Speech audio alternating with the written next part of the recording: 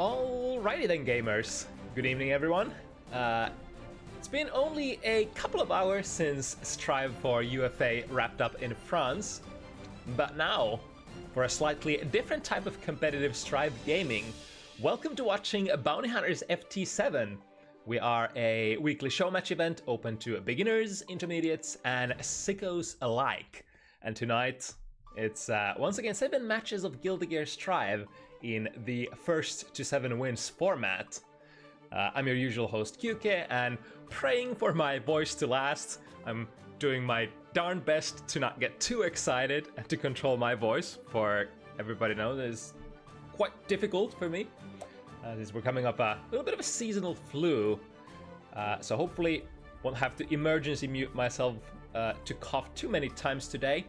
And in case I do, the latter half of the show will be commentated together with Pokey and the former by ULTINEET, who we already have here. Hello. Hello. Me smart, I know the difference between former and latter. Something about sync players. So if you will, today's show is gonna proceed in sort of segments here. We're starting off with 3 rookie matches, transitioning with 1 intermediate match, and then finishing with 3 quotations high-level matches back-to-back.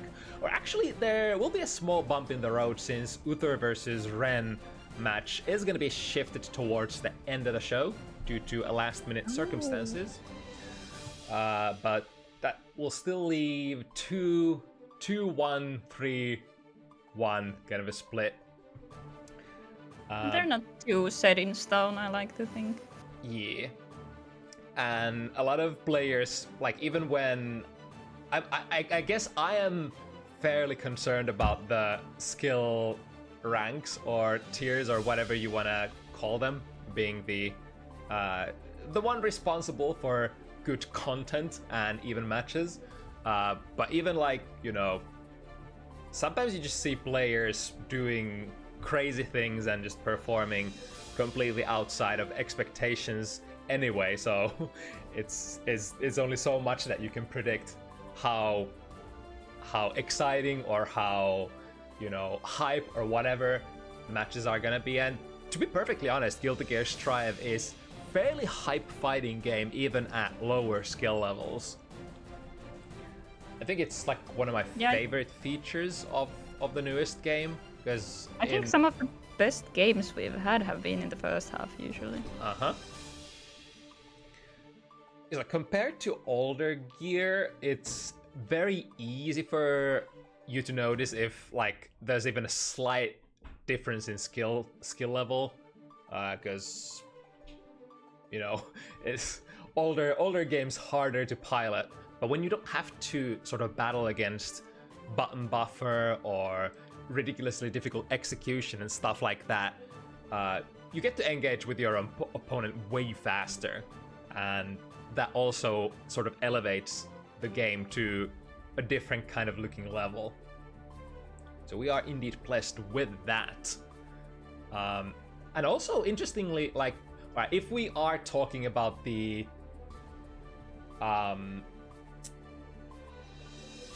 if we were to put these matches in skill tiers, it's interesting because one of the, like, my eyes are fixated on the Asuka, who is on the earlier half of the show tonight. Asuka is traditionally considered extremely tricky to play, very technical kind of a character. I'm super interested to see how players who are usually battling like below floor 10 in the tower, how is this character going to be piloted by, you know, players like that? And I mean, the opposing character in that matchup slot number 3 as well, Milia, not the easiest character to control either. So it's going to be super technical kind of matchup, and probably gonna be all about, you know, small optimizations, how to draw as much value at that skill level from these characters. Not necessarily doing the most flashiest things. It's like, how do I how do I run these characters consistently? And there's definitely beauty in that as well. It's like I'm a footsies enjoyer. I'm an enjoyer of very basic things. So like watching lower level games where you notice, oh, so they're routing a little different, but this routing actually makes a lot of sense because it's way more consistent. And then I get excited about that kind of things. Otherwise, let's see. Who are the newcomers of the evening? In the first slot, we, of course, have Hikari, who's on the second time. Uragon or Uragon? I wonder how to pronounce our... I want to say Uragon, since I think they were Finnish, but... One would think. This will be debut match for Uragon. Also new on the show is going to be Zoe, the aforementioned Asuka player. Then the matchup slot number 4 is going to bring us a double debut match. Toyra, or let's see, Toyra, Chip, and let's see how we have any sort of abbreviations for owned. Is it okay to say owned? I guess I'm gonna just abbreviate this name by. I think I'm gonna say owned. Yeah, that sounds the easiest. But yeah. Toyra versus Owned is going to be a double debut match, and after that it's mostly old regulars. Of course, we have one new player as well on the last slot of the evening, which I believe was requested by both Eden and Daimster to be played. They're, of course, friends, decently high-level players, so it's going to be a nice little show match, friendly show match between... I think regular sparring partners, perhaps, question mark? So... I think it's nice when people bring their friends in. Yeah. And that's also a tip for, you know, people who might sometimes have difficulties getting in because they're signing up from slightly harder to match regions. So like where our headquarters are located in Europe, and we tend to have a lot of European players coming in, so it's of course much easier to us to match European players versus European players. So unless you're not from like East Coast USA or something, it might be a little harder to match you up against our regulars. One option to solve that is to bring your own friend and sign up with them. Somebody you know you have good connection to, then it's much easier to justify making that matchup happen. But let's circle back to our first matchup of the evening. I think we have players already ready to go as well. So Hikari and Uragon. I freaking love that. Help, I'm so lost. It's something about the pot players and their cards. They make for great comedic value. That's so great. It's gonna be a double big boy match. Nago, probably you would expect is gonna have the first say, being the character who technically starts with massive amount of resources at the round start, having blood completely open and having some of the best special moves in the game.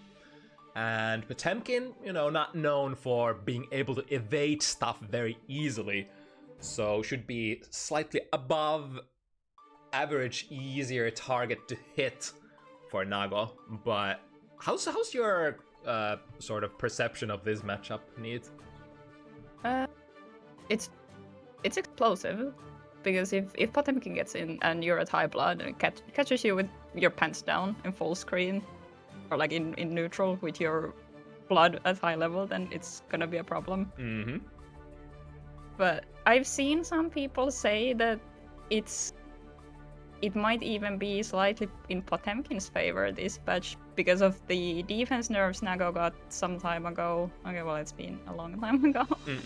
But the defense nerfs Nago got, and then Potemkin has been receiving pretty much just buffs. So it's getting scary. How's the situation? Personally, I find it really fun. Yeah. How's it on high blood? Is this a matchup where Nago would prefer to be low or high? preferably low because, or like, in my personal opinion, I'd prefer it to be low because if I get Potbuster at blood level 3, I'm gonna die. True. I'm going to evaporate on the spot. I mean, it does like how the big buttons.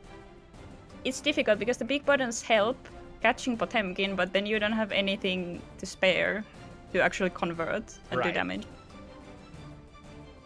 And Potemkin has surprisingly long reach on his moves as well. The big man with big limbs. Actually check if we indeed had... Yeah, we have both players here. Now if I can find 2 warriors Discord names as well, so I could message them.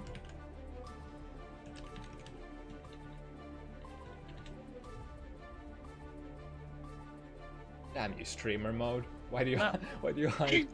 Why do you hide people's names? Wait, is Hikari not on in the Discord? Or are they some sort of weird name? Maybe a weird name. I see. I'm trying to ping on the commentator channel, so of course. Best TO of the year. A small grassroots event, please understand. But yeah, I think both Potemkin and Nago both have really good tools into each other, and as Potemkin can kill Nago if the stars align pretty easily. But as well, Nago can give Potemkin a hard time, run for his money. But can also tank more hits as opposed to most of the characters, since he's bulkier. Yeah. Which also helps. You don't die in 2 guesses necessarily, which gives you room to get your own stuff going. And interestingly, Potemkin does enjoy that extended throw range as well. Although that, you know, generally is gonna be like it's gonna be a defensive advantage for Nago a lot of the time from my experience. And in this matchup, it's like not very relevant because Potemkin is not gonna be moving around much. And when you're in throw mix-up, it's like you're taking busters. So whether you can throw or not makes absolutely no difference whatsoever. Many of the people who are saying that it's Potemkin favorite have a point. Now that I think about it. Maybe we're gonna figure it out right here and now. Who is the better character? Hikari and Uragon. Show us the stuff. I think another cool thing about when this matchup is played at a rookie skill level is these heavier body characters generally tend to forgive a little bit more. Of course, like you mentioned, they have a much higher effective health pool. They can take way more damage. They can take way more punishment, and they of course also deliver more punishment than, you know, some of the softer characters per hit. So if like the combo you're gonna find is like ABC into nothing, or like couple of normals into a special finisher, you're gonna get decent amount of value for these harder hitting characters. Alright, let's see how it's gonna go. Starting with the classics 5k and in the corner. Nice. Good hit. Ready to punish as well. That's one of the super important factors in the Potemkin matchup, so that you can punish those minus on block moves. That's a lot of block. But it seems to be fine. First last. It wasn't even close. Oh. Spending 50. I appreciate the pop.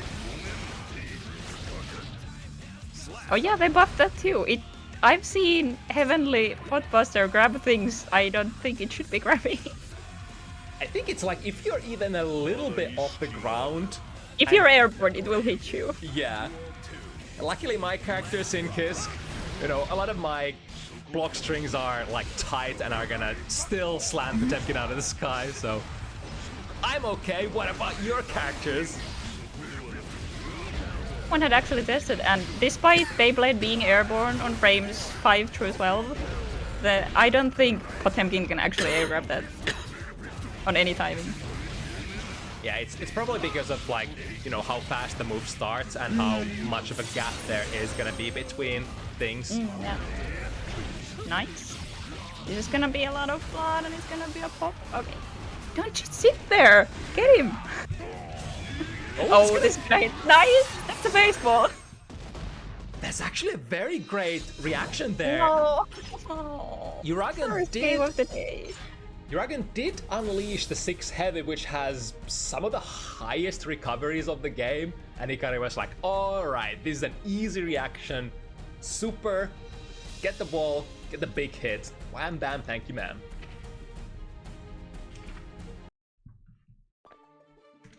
I'll let them know that they dropped.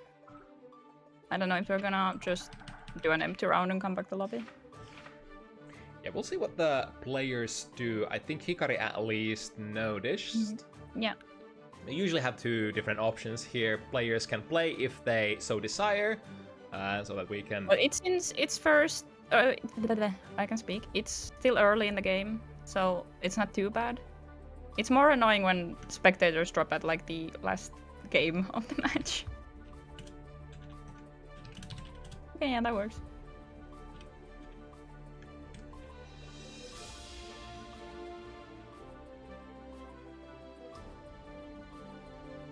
I've been noticing as of recent that the trigger for spectators to drop is actually that thing when there's like a delay, even on the player's side, when you get like stuck in the score screen and it's like hello, I can't press anything, and the timer is running out the whatever, the 30 seconds or something.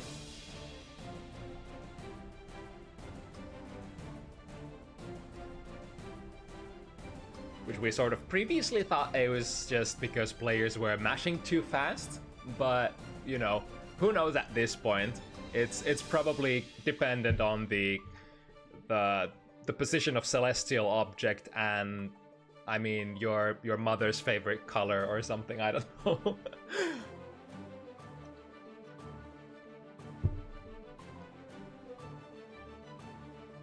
Yeah, it would take so long to do all the games. Like in a first to 3 format, it's fine, but in a first to 7, this already takes 3 hours. If we come back to the lobby after every game, it's gonna be multiple minutes worth of extra time we have to wait. Yeah. I think I've given so many different explanations for why I do this like this, but the ultimate explanation is that I can't be arsed to do this by coming back to the lobby every single time. I will lose my patience. I will lose my flow. Me, I want to do this the way that I feel like it's, you know, the best. So yeah, I don't think this happens too often. When it happens, it's annoying, but I don't think it happens so often that we need to come back every single time. Right. And, you know, we're not playing this for money or anything. It's not your UFA Grand Finals last match or anything like that. It's just your friendly neighborhood, you know, bounty hunters. Of course, there's a lot of, you know, I guess some amount of fame and bragging rights, especially if you're part of the community. And I mean, we are a big family, all of us, even if it's just, you know, it's not just the bounty hunters community, we're a sort of amalgamation of a lot of different sub-communities that sort of culminate to the grander European and or everything around us kind of a scene. So we're all one big family here. What was my original point? I already forgot. Anyway, the players can hit it again as yeah, apparently Hikari cannot see their opponent at all. That problem again, huh? This game. When's the next patch? 1 month away? 1 month away. I've been every single time they bring the sort of the survey and ask people what are the changes that you would like to see in the game the most, I always am like, please, so that spectators don't disconnect from player rooms. My only hope. Do this for me, Arxis, and my life is yours. He's not in the room at the moment. He also left. We'll see if it works after rejoining. Oh, no, you don't have to leave.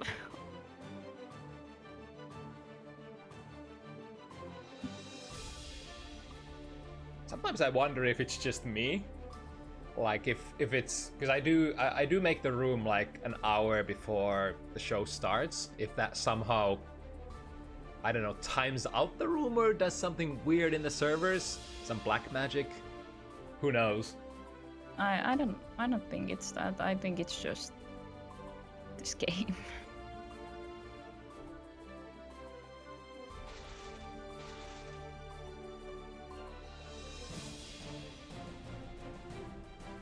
Alright, here's the hoping.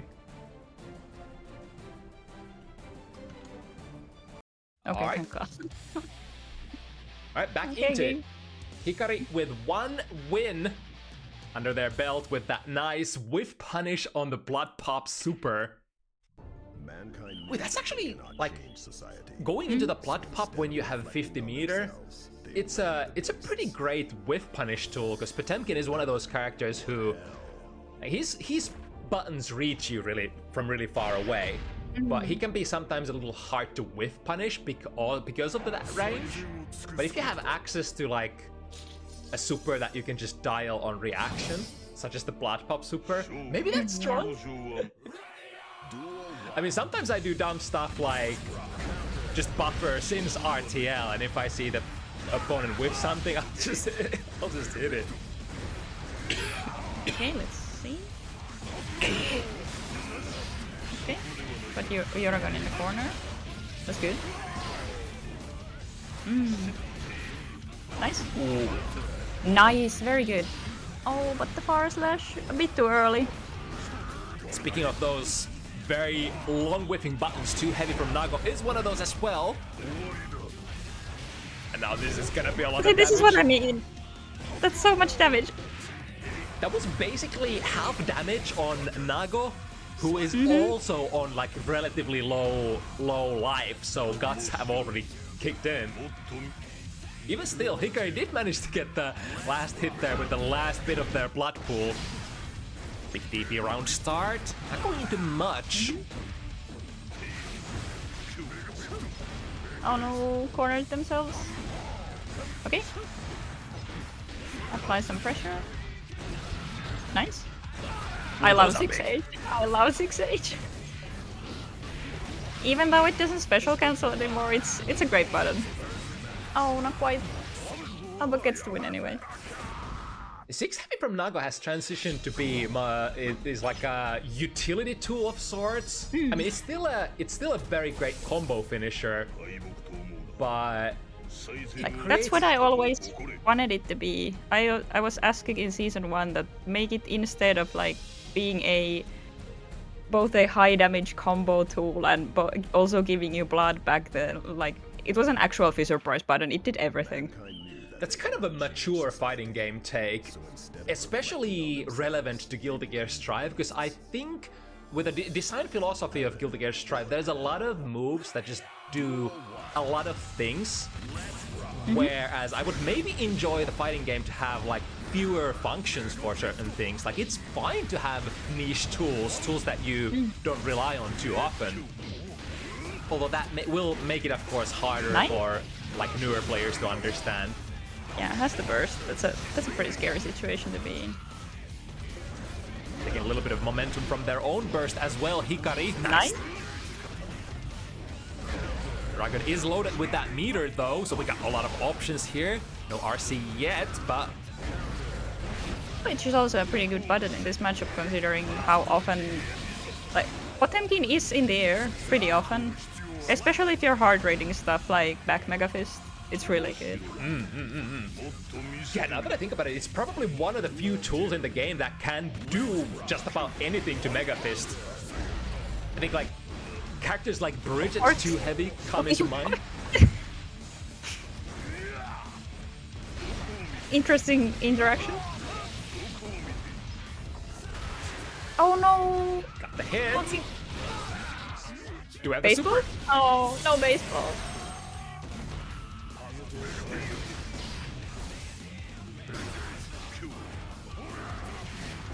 Ooh, reaching from so far away as Nice well. overhead. The second hit from almost half the screen away as well. Really Insane. It's insane. gotta love it. You either love it or hate it, or love it and hate it at the same time. I guess depending on if you're playing at the moment. But Hikari starting with 3 straight wins. Looking good. Looking good. Yeah, it's that very sort of stable kind of game plan. You can play, I think you can play Nago at earlier levels as sort of like a Samurai Showdown character. Yeah. He's so handsome. They keep playing the intro just for me. Okay, let's get back into it. Also, I love the Uragon install music. Very good choice. Okay, chat.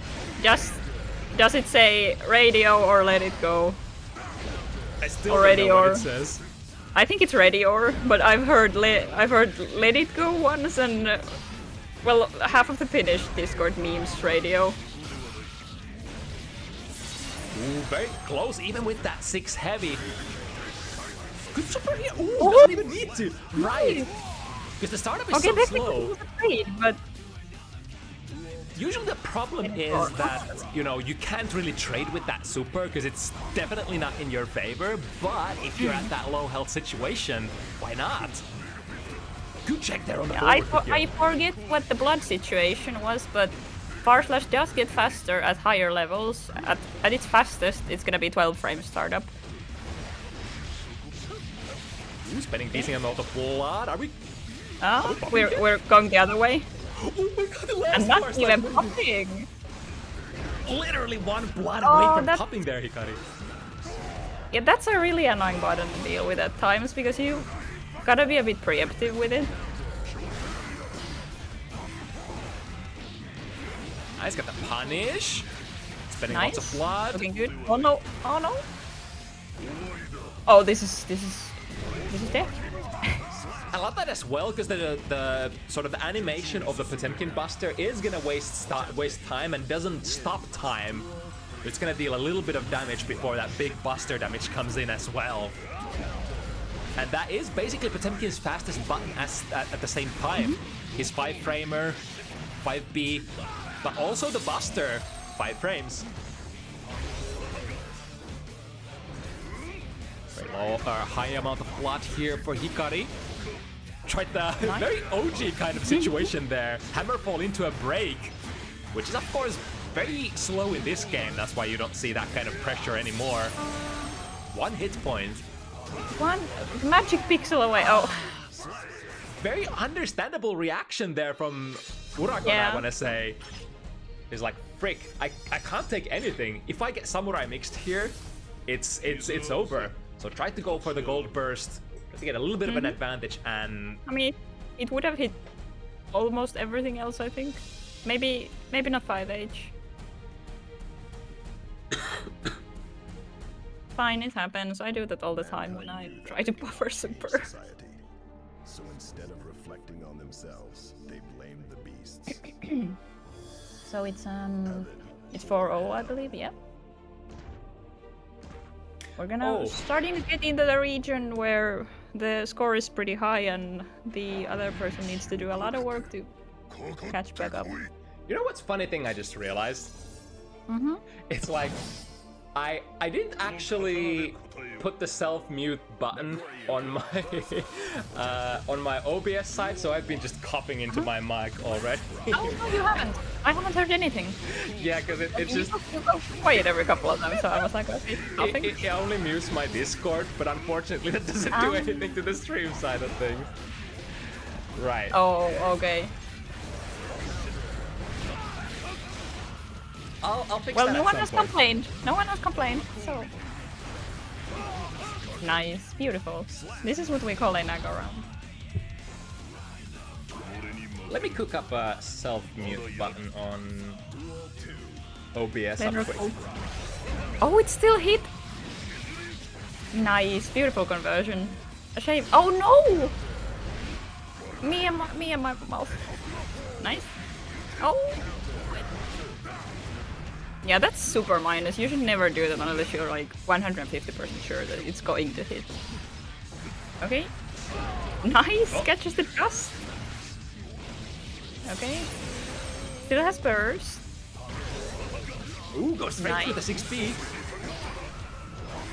Not as scary of a tool as it used to be, the White Wild Assault, but it's still very good, in my opinion. Nice. I think especially for Nago, it's not that much of a problem because the -3 is kind of the same kind of conundrum as 6 heavy. It's -2, but it's pretty far away, and you've got the Vampire 5k. So if you kind of know what kind of RPS you have at those distances with that frame disadvantage, you could just try to press a button depending on what you're expecting from the opponent. Yeah, it's scary. It's a really scary situation because -3 isn't a lot. Most characters don't have fast buttons that reach that far, and if the Nago presses something that is faster, then you're most likely going to die. Usually it's like the 2k range for a lot of characters. If you can reach with a 2k at least from White Wild Assault, then you got those fast buttons to prevent Nago from, or you know, any of the White Wild Assault users from pressing a button. But past that gets a little fuzzy. It's also funny with if you have the Nagoriyuki or Potemkin throw range. If it hits point blank, you can always throw it. Doesn't even need an IB. Speaking of throwing, this is what we call the back throw incident. And no, I wonder if they had continued to the // auto combo, then maybe it would have hit. Okay, no punish. That's -30, close to it. Oh right, because it's faster to go into // rather than /5 heavy. Yeah, or like / special cancel. I have caught Potemkins out of the armors with just doing the other / after, but it's distance dependent. Makes sense. To my knowledge. If they're too close, you're still gonna get hit, and it's gonna be a counter hit. But speaking of counter hits, that's a that's a lot of damage. That's one of the best confirms for Hikari so far. They're backing themselves into the corner. Good preemptive 2H. Sadly, Uragon was a bit too far away. Oh. I like the idea. Jumping against that Mega Fist. However, ooh, now we're burning. Oh. Nice. Got a little bit of an overshoot with the combo, but quick transition into a bite fixes all problems and then some. And you gotta be careful with the Fukia momentum because that can happen. So you gotta be manually breaking the Fukia in your combos to make sure you stay underneath them. Yeah, there's that cool mechanic where you can input stuff very fast, or you can purposely let it slide so you get more momentum from the Fukio. Yeah. One of the cooler features that I've also played around with here and there. Oh, was that already 7? Did we miscount? I thought I counted 6, but... Oh, forgot to click. Okay, so one more. Understandable. Understandable. It happens. But yeah, I think the Fukio momentum thing and knowing how and when to break it, it's one of the cooler things in Nago's kit, in my opinion. Because you can do some really cool stuff with it, like Fukio forward, and then you break it just in front of them, so it looks like you're in throw range, but then you're just right out of the throw range and you press close slash, and you're gonna get a big juicy counter hit. Yeah, go ahead and rub it in Potemkin's face, who lost the breaking of things. Hammerfall break, one of the most iconic tools from Potemkin kids. This is so sad. Can we get one like? really is not a thing anymore in this game. I think for the most part, certain KDs, of course, you still get that charge forward, hammer fall and break in front of them when they're on the ground, but used to be such a cool pressure tool. Yeah. But now urgency. Nice. There's a lot of momentum there. Spending the blood. Nice. No super, but it's fine. We just nice. That's a 10 frame 2S after wall break. There's like not a lot of people in the game contest that thing. Yeah, that thing goes full screen in Blood Rage. I guess that's one of the reasons. Oh, he's still in Blood Rage in the post-round animation. That's kind of cool. Looking mad. And this would probably... this would be the set point for Hikari as well. Nice air-to-air, jump K, put them on the ground, and then... Nice, good combo. And the this time... super beautiful. Yeah. Full sequences. This Hikari fellow talking about, you know, dropping a lot of stuff and what have you, but has been on fire once again. Okay. We're just sitting, staring into each other's eyes lovingly. Ooh, that would have been a burst break in previous patches. It would have, it would have. Oh, nice. Oh, the gravity scaling on Wild Assault is so much. Nice. The scramble. I think that would have actually been a blood pop as well. Yeah, I'm pretty sure. I'm pretty sure. So Hikari kind of reached for the last straw there. Please, please, please let it land. And land it does. Letting As Hikari... they say, we take those. Hikari will definitely take those. Another... I think this is like another back-to-back 7-0 for Hikari. So very strong start to their Bounty Hunter's career. I think we'll have to look for heavier hitting opponents for this absolute machine of a gamer. These are some real combos. This is some real pressure. God damn.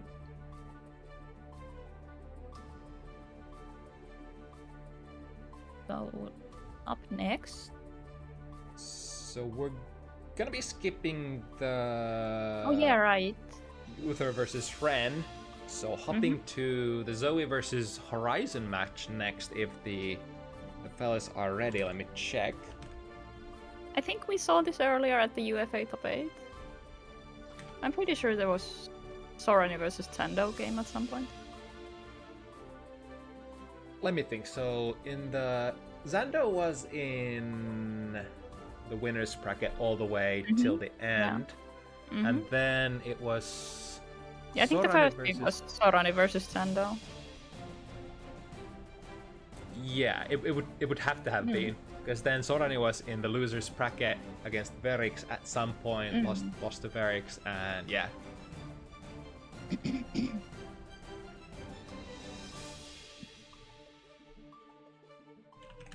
Okay, Horizon said that ready in like 3, assuming minutes. Okie dokie. That is perfectly fine. Zoe seems to be available already.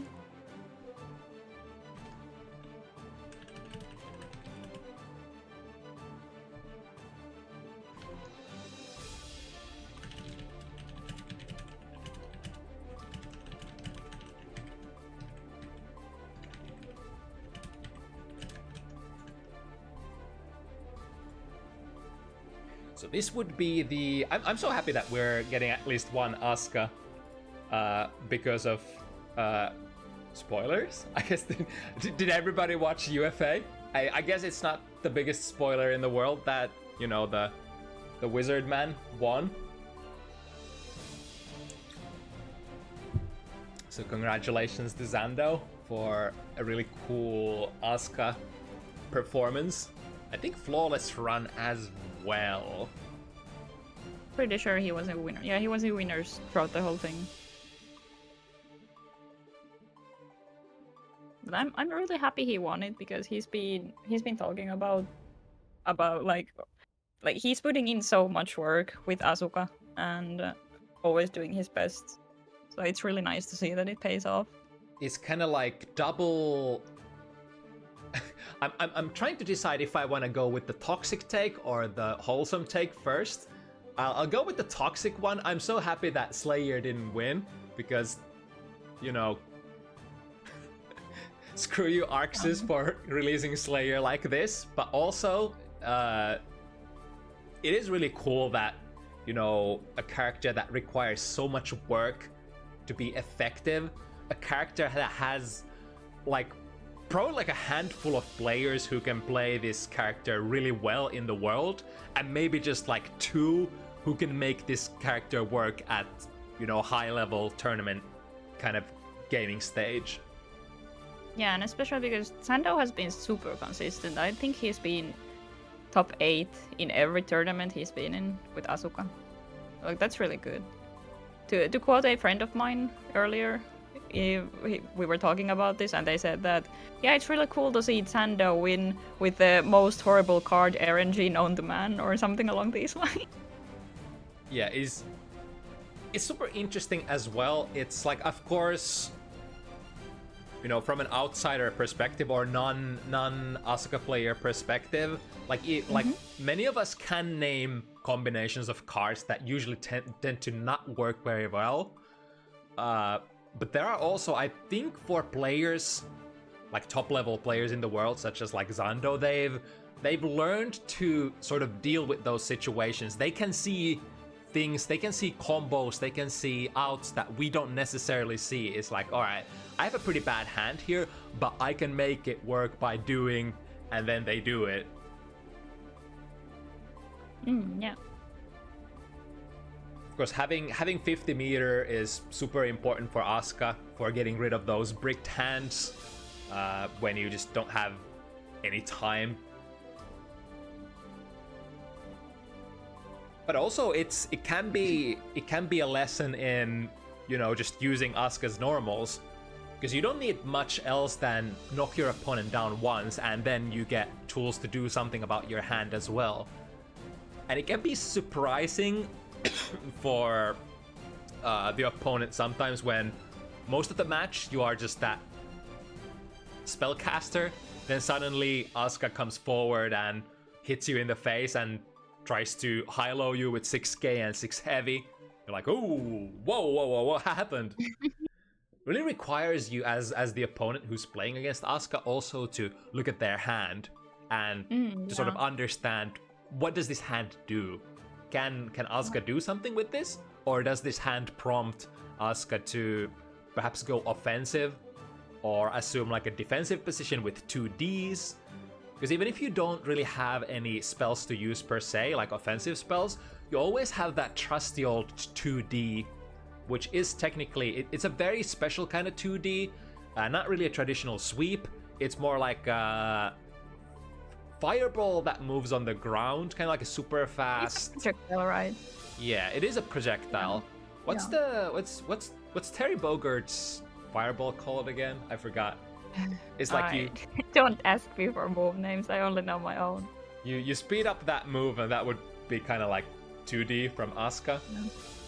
Of course, it has the counterplay of, you know, overall just being a fireball. So jumping over it, you have the very standard Street Fighter fireball RPS. You jump over, you instant air dash, you generally just put yourself in the sky.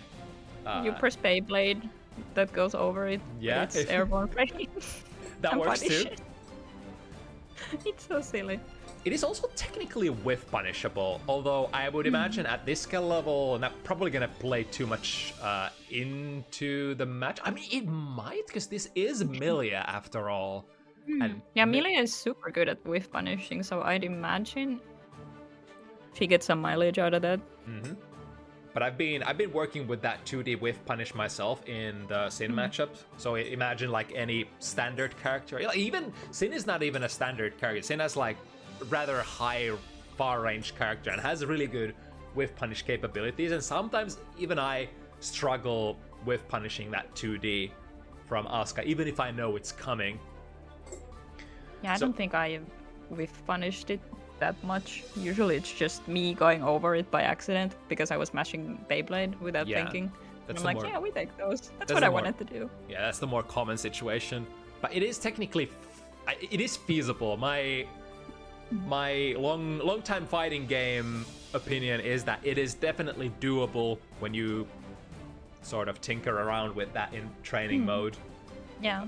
Mileage may vary, of course, per character, but yeah, let's see what these gamers are gonna be cooking up. Zoe's first time on Bounty Hunters. Asuka gonna go up against Horizon, who is on her, is it third? Let me check. Sure. Well, Horizon has been on way more than that. Yeah, because I was like, no way she's been on only 3 times, because I think I see her like every other week. Yeah, it's more like the 6th. Yeah, you're clear. You can go.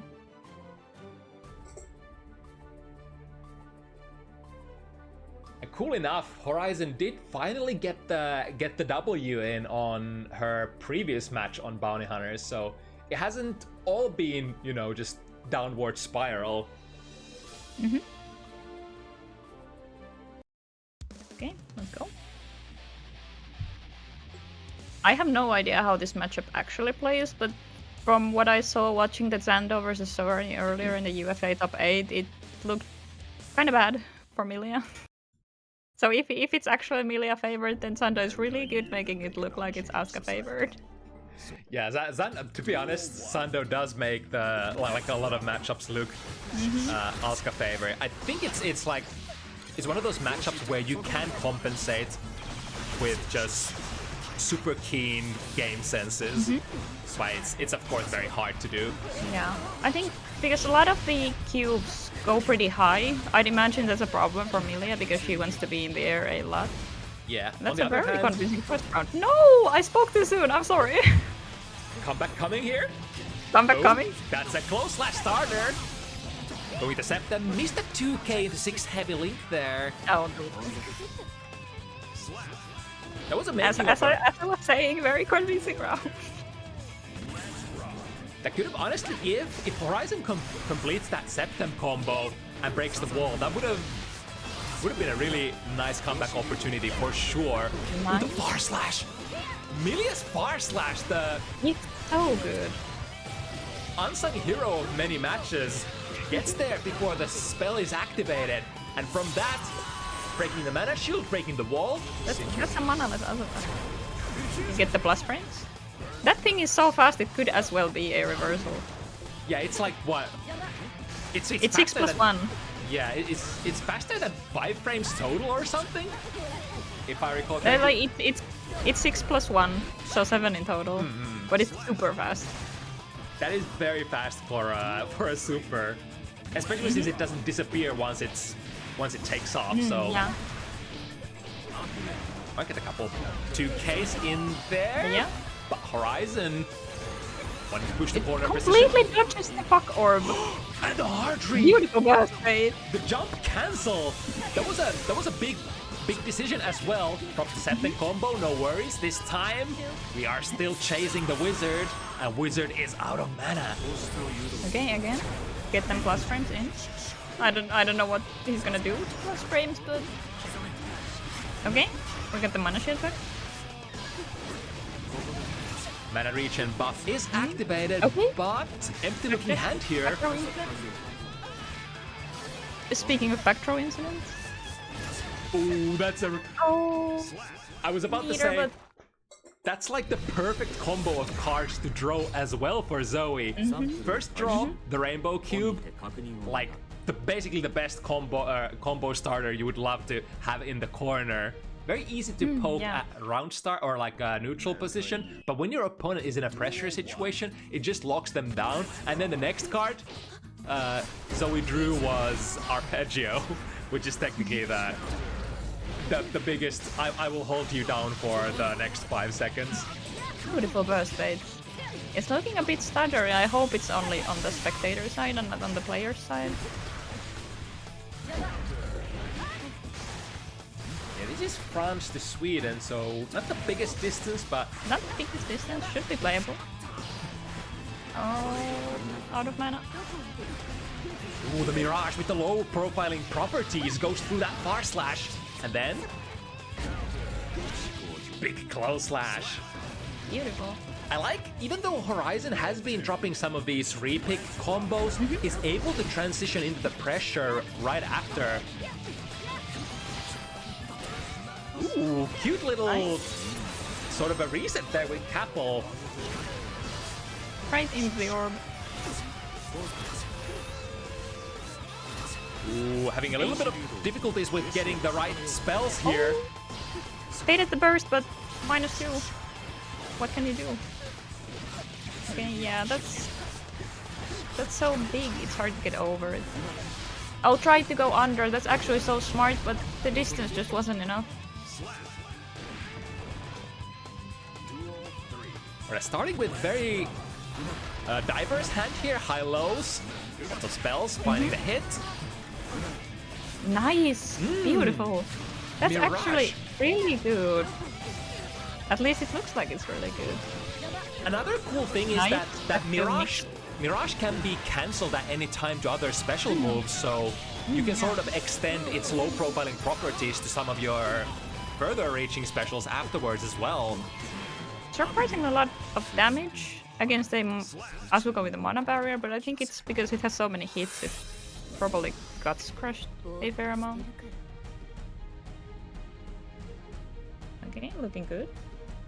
That would be one win per player here. Man. Duel 1. Let's rock. We're starting with 6B, battling that ever so strong Milia Far Slash. Okay, I respect it. The repulsive rod, even the rainbow cubes do something. And now having to hold down the wave of arpeggios. This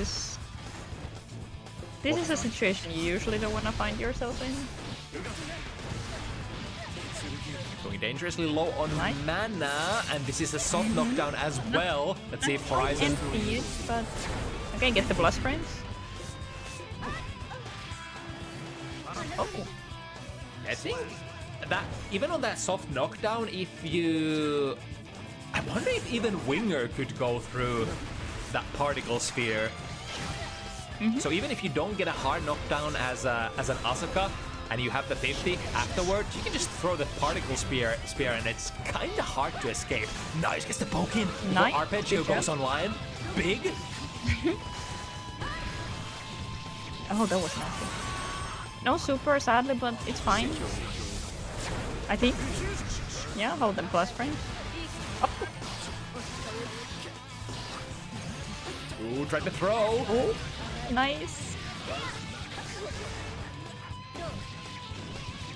Waiting for a couple of extra frames You just have in no case. mana. There we go. Yeah. So we're still going into the round 3 with burst, so it's fine. What a mana reach. Speaking of the burst! It's that one same situation where Horizon is ready to play the hard rate jump cancel burst bait. It's been working super well. To the other side, even when your back is against the corner, this time gets the Septim juggle and makes the best of it. And a perfect. Yeah, Zoe basically didn't get to cast a single spell that round, but she also had a little bit of a tricky hand there. I think, what was it? It was 2 basic cubes and then... I think so. Then 2... I'm really bad at looking at Asuka's cubes.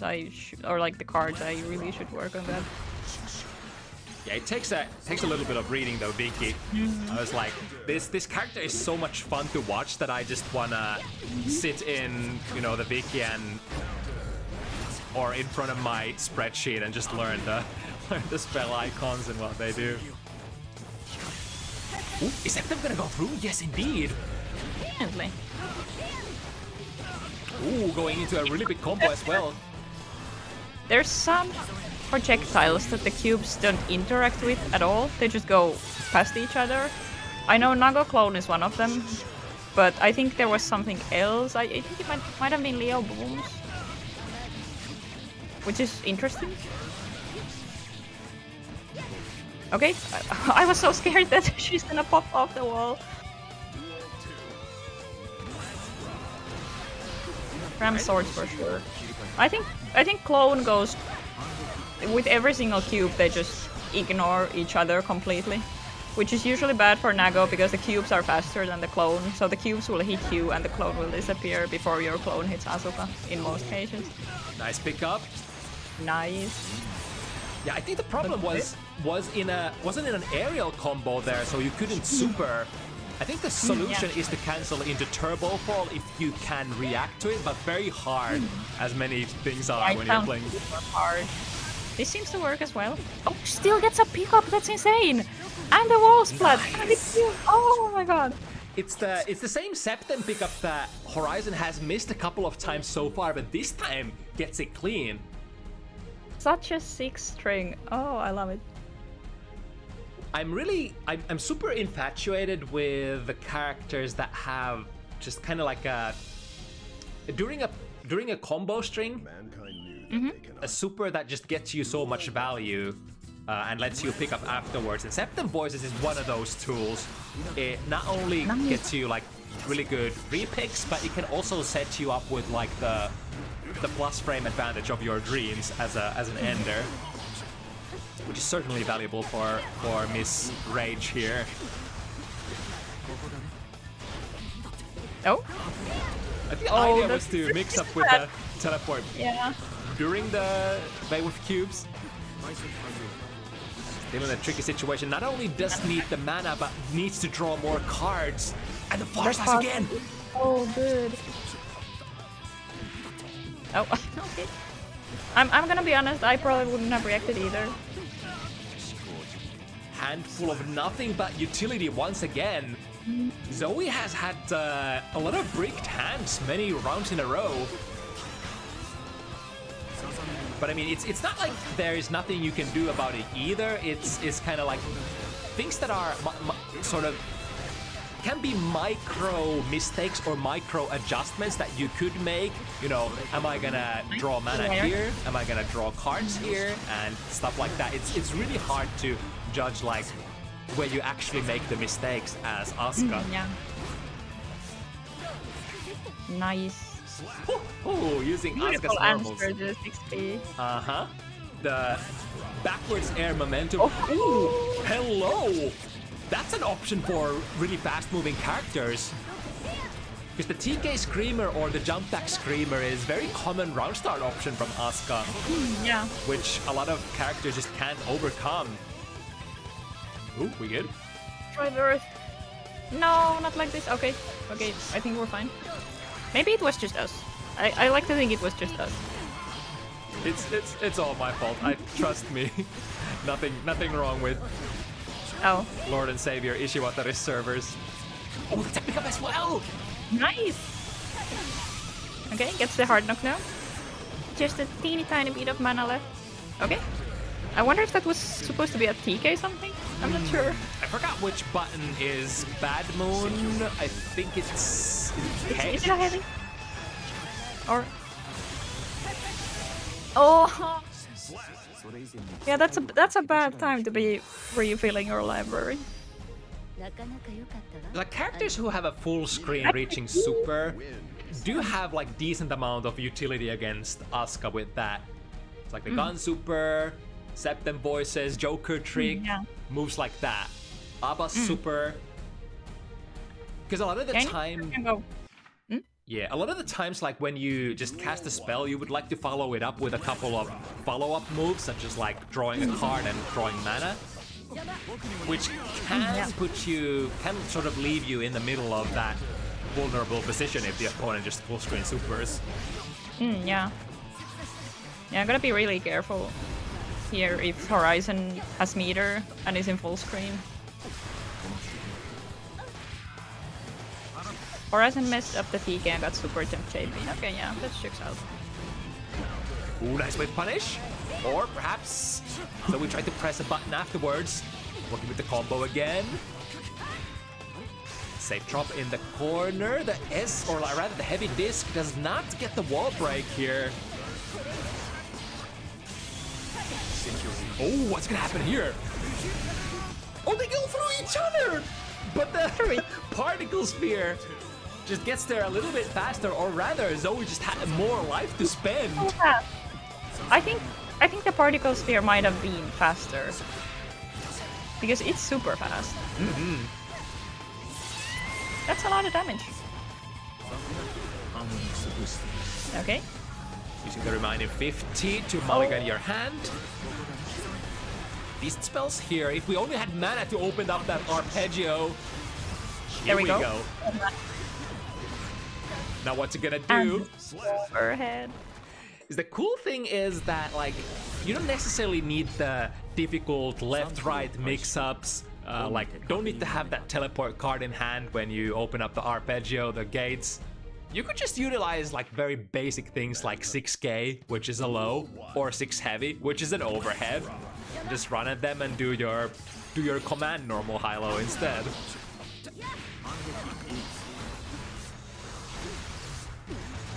Right, good draw there, going into test case 3, drawing arpeggio very early in the round. Probably one of the best things that you want to do. It's either during your pressure have the rainbow cube or have some sort of setup into arpeggio, and you tend to be really, really sweet. Frame trapping in car.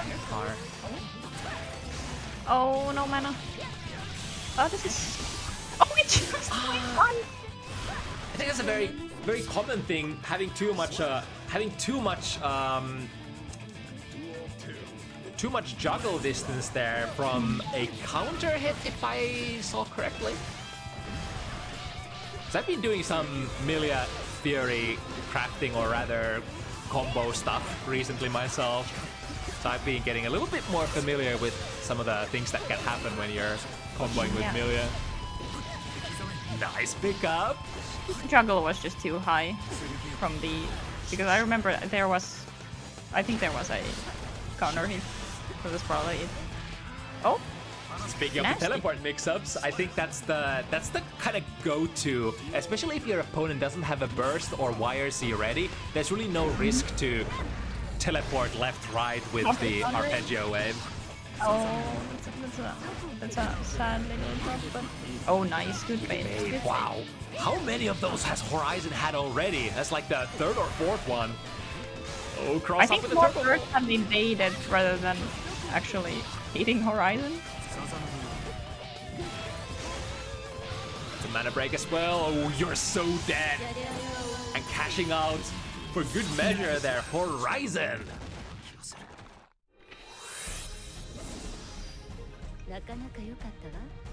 Doing basically everything that you need to do to fight against Asuka, using the fast movement speed of Milia's combined with the decent range of her buttons.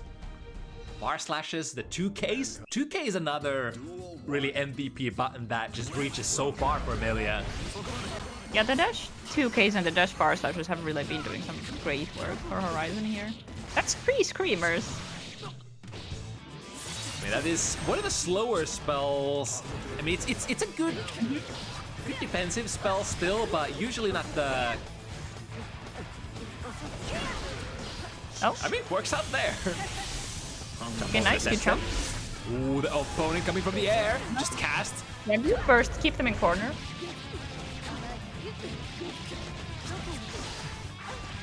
Oh, nice. What? Beautiful throw. What? Was Is that actual intended counterplay, or did Horizon mess the setup up? That's a good question, but the 2P mash on the 6 heavy. That's a good call out. Zoe tried to Gatling into the overhead there for a knockdown. The Horizon said, nope, not this time. Big close slash. We can make this combo work really well, even without spells, but might as well add a couple of extra ones with a fresh hand. And once again, look at that. The forward dash, this time into a 6P. Nice. No mana. Yeah, good YRC. What? Wait, was that the startup of the projectile super that got thrown? I missed it.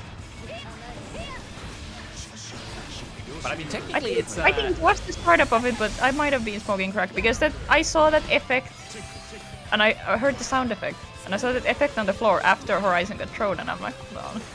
But now that I think about it, yeah, it doesn't have any evil frames. Mm-hmm.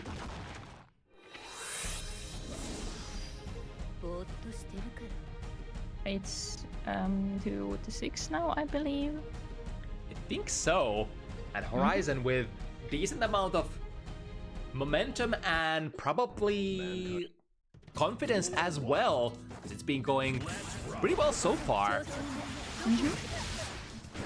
Oh, I wonder if some of that confidence is gonna fade away with that missed burst. But Zoe has spent hers as well.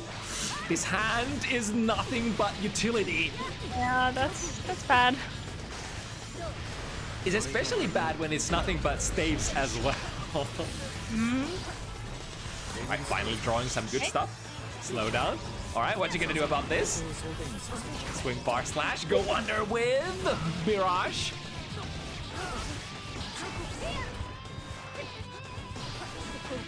Ah, misses the air-to-air conversion there. Is this full save? Okay. Oh, but the reversal super. Sometimes very hard to remember that Milia has one, because it's definitely one of those supers that isn't used very often. Hello? Missed the first close slash anti-air, but second one rings true. These things are looking nasty. Deflect Shield does buy Zoe a little bit of time. Nice. Alright, able to get a little bit of a breaker here. It's kind of cool just hanging out full screen and using the bar slash to break the lower end of the volley of arpeggio.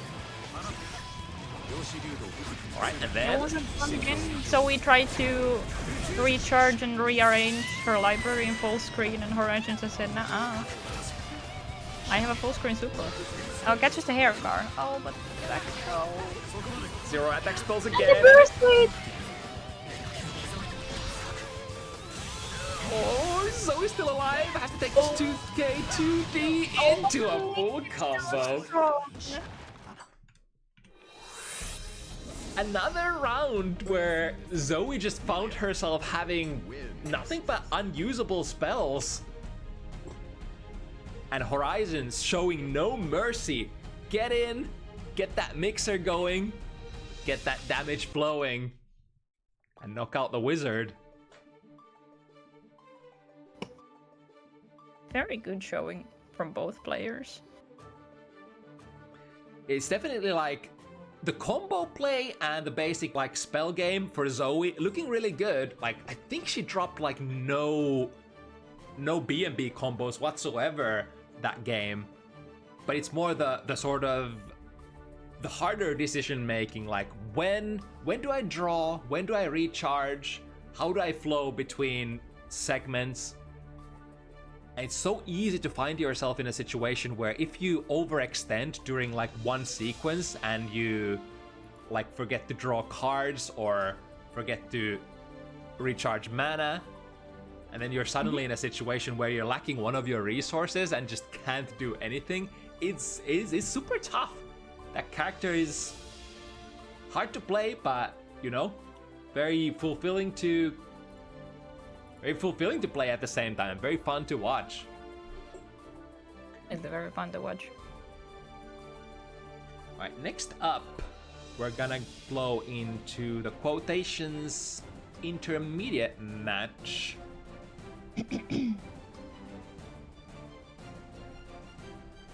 Gonna be our first timer Toyra versus Owned. Chip versus Ino. Both of these were first timers and bounty hunters, right? Yes, indeed.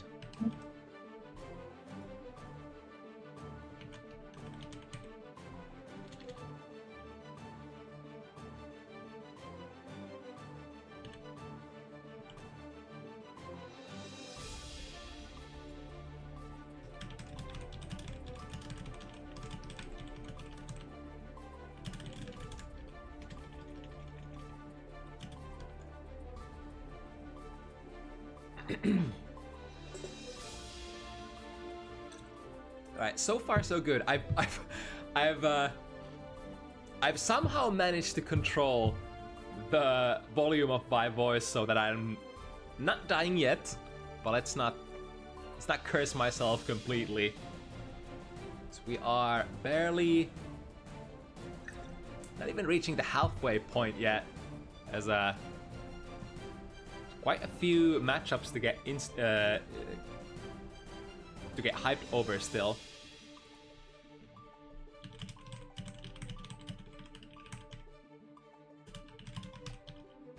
All right, how do you actually want to do this? We did skip one of the matches, but we could technically, because that means that your match is gonna come up earlier than intended.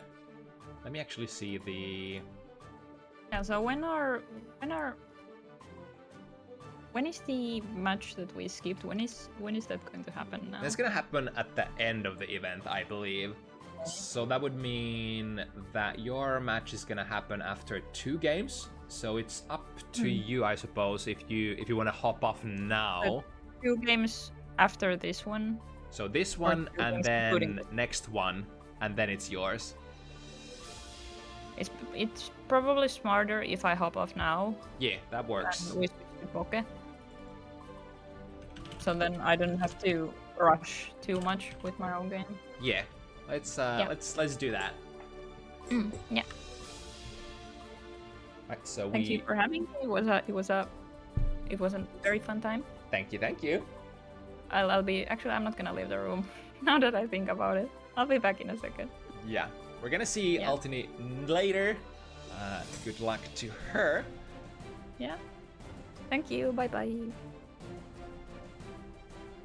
And then while we are waiting for the next pair, let's see if we can catch Pokey.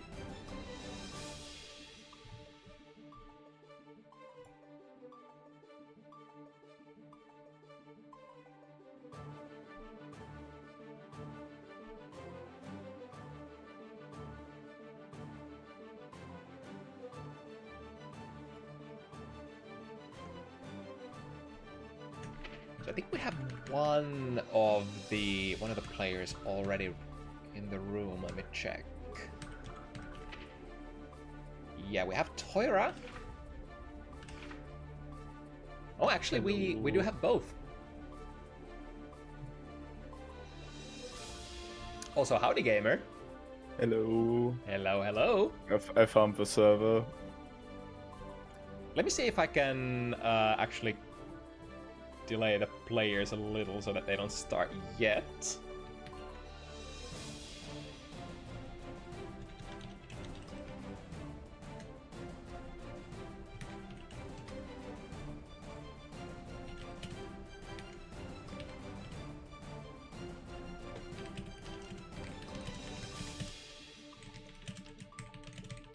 Okay, I'm in the room, so if they haven't started yet, I'm spectating now. Alright, that would mean we have everything ready to go. So, so welcome to the cast. This is Pokey from the German community, the sick Anji player, joining for the rest of the cast. Yeah. Hello guys. So, first match owned by gaming. Know him from the Dach community. Played him in on the crossover event. Kind of unfortunate for him, I have to say, sadly. It's the Anji Ino matchup. No Ino likes to play that one. Oh, seems like Owned has disconnected, I think. Yeah, we had a couple of difficulties today with players not seeing each other, although that's of course nothing new on the Strive front, must say.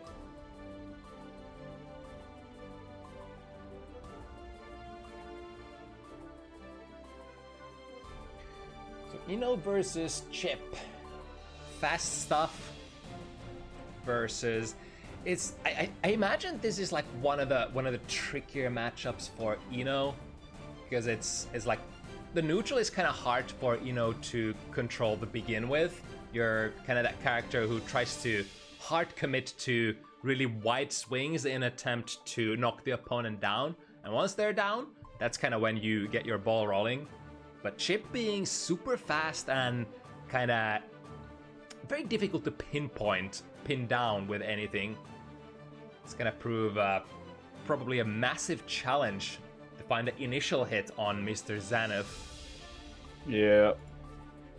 Could also be that in general in this matchup, I think Ino is the one who needs to kind of approach. Chip can just stay patient because of his 3 jumps, and Ino's his projectiles are not really that capable of tracking down Chip's fast movement. He's just can be very patient on his side until he gets the opportunity to punish one of Ino's approach attempts. Perhaps a matchup where you need to play a little bit of outside of your comfort zone. Like it's very common for Guilty Gear games where, you know, majority of the matchups you play as you would usually do, but then once in a blue moon you come across to that really weird matchup where you have to rely on different kind of fundamentals or completely different kind of tools or just different kind of play style. Yeah. I mean, for Ino, I think it's like a lot more with these matchups, since because of her unique dash, she needs to play a lot differently in a lot of matchups, because she, for example, just can't ordinary dash block, which can be suck in a lot of matchups. Yeah. The price of that. I mean, it's a great tool for pressure and mix-ups, but for relocating yourself on the screen, it makes things a little bit more difficult.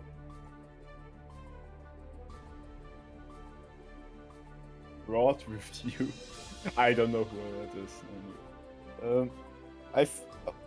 Since I already mentioned that with Rift punishing, it's more like what Chip will do in neutral, because he has the better ability to do that, to even punish like not even like buttons that won't have that much recovery. For I guess Kai Fastest could be an example where he has the possibility to Rift punish that with decent reward.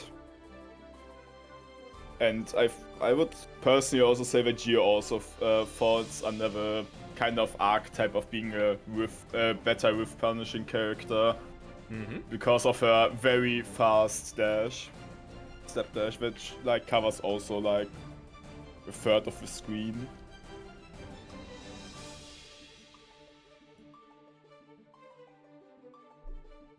It's also like there's an aspect to this where I think generally Ino would like to be the first one to act.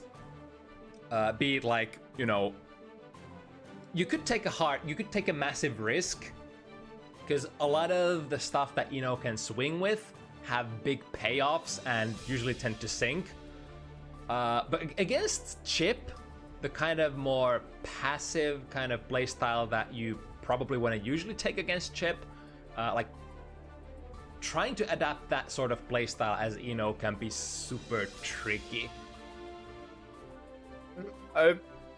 Yeah, but Chip still, like, even if Ino gets somewhat in, I guess Chip's Abare and in general defense options are still good enough to go around the mix from Ino.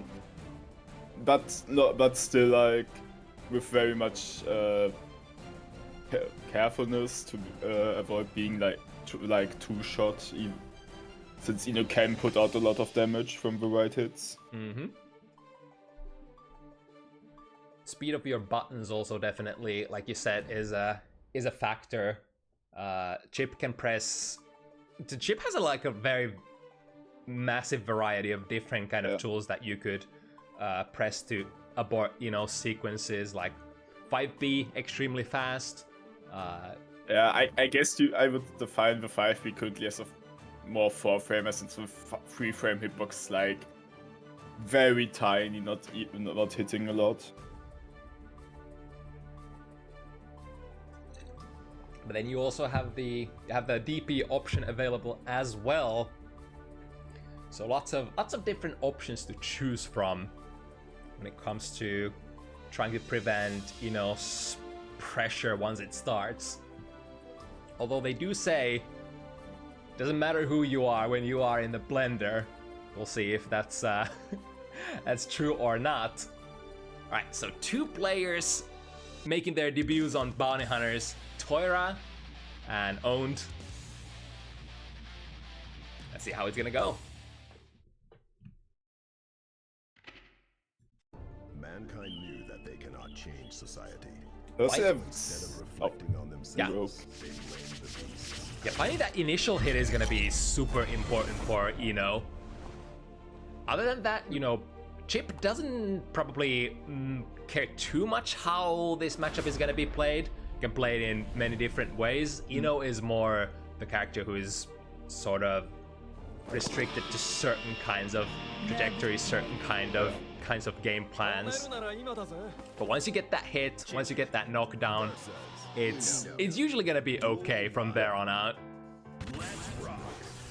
Let's see how we get there. I would say that for both characters, both can get their gameplay very well going on once they get a knockdown or something similar. But now we have Toyra already keeping the offense. Interesting Shuriken. I've been seeing so much more Shuriken play as of recent. I wonder if it's like, did something happen or like, did something get better with that, or have players I just think the learned new projectile things? speed got buffed as far as I know. Right. Lots of meter here for Own. Ooh, not managing to get the hit initially, but Oh, didn't get the pick up. And gets hit by the DP on wake up. that's a heartbreaker. That Red Wild Assault could have taken the wall, but the combo drop. Toyra got another opportunity to play still. Oh, good job on the command grip. Sadly, no punish though. Yeah, I think the problem with Genro-san is even if you jump out of the leave crab, Chip just recovers so fast that you don't really get a big punish on the way down. You usually have to punish on the way up instead.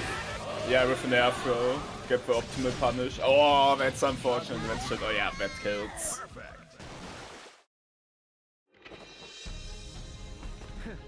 So first one goes for Toyra.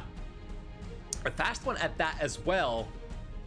He's like, these matches can end really fast, especially if it's Toyra who gets the ball rolling, gets the initial dash in. One hit into Kara Super, break the wall. And Ino is not the hardest, or like not the highest defense character in the game either. Decent HP, but roughly average. Burst will keep the corner.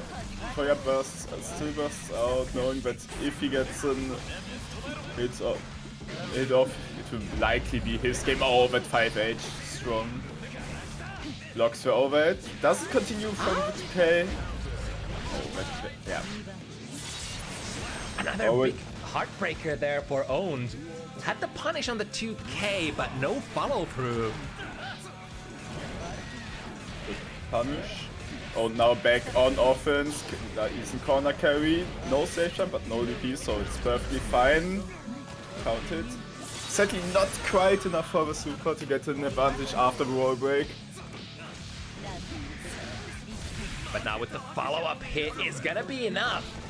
I mean, making the best of the bad situation. Didn't get the super wall break, but able to spend the 50 meter right after.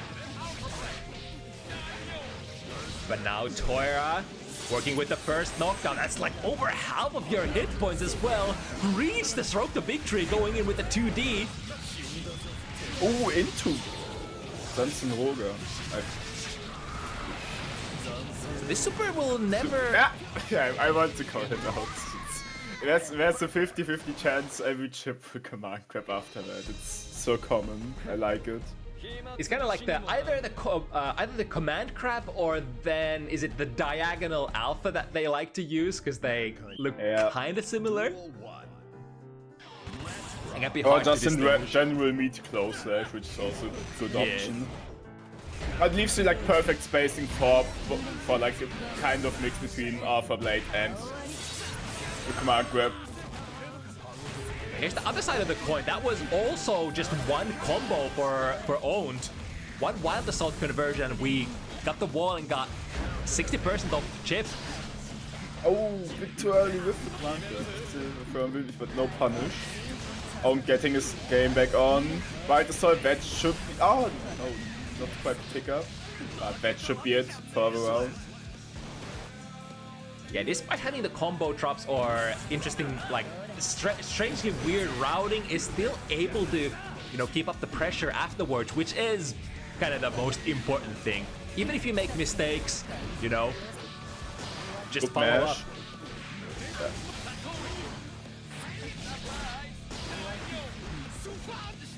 Ooh, Yeah, good mash on the instant counter. Ah, but I think I saw the startup of the throw there, getting caught by Genrozan, and then the 2D. One more combo, looking for something. Oh, what? Hello? I wonder if Owen actually meant to grab the wall there, or if that was on his on accident. I don't really. Oh, Hero burst, but sadly into Shuriken punish. Shuriken finish. Those are fairly cool. I wonder. I don't know how much Shuriken changes hurtbox, but what if it changed hurtbox so that its stroke wouldn't hit? Would be crazy. Interesting proposition for sure.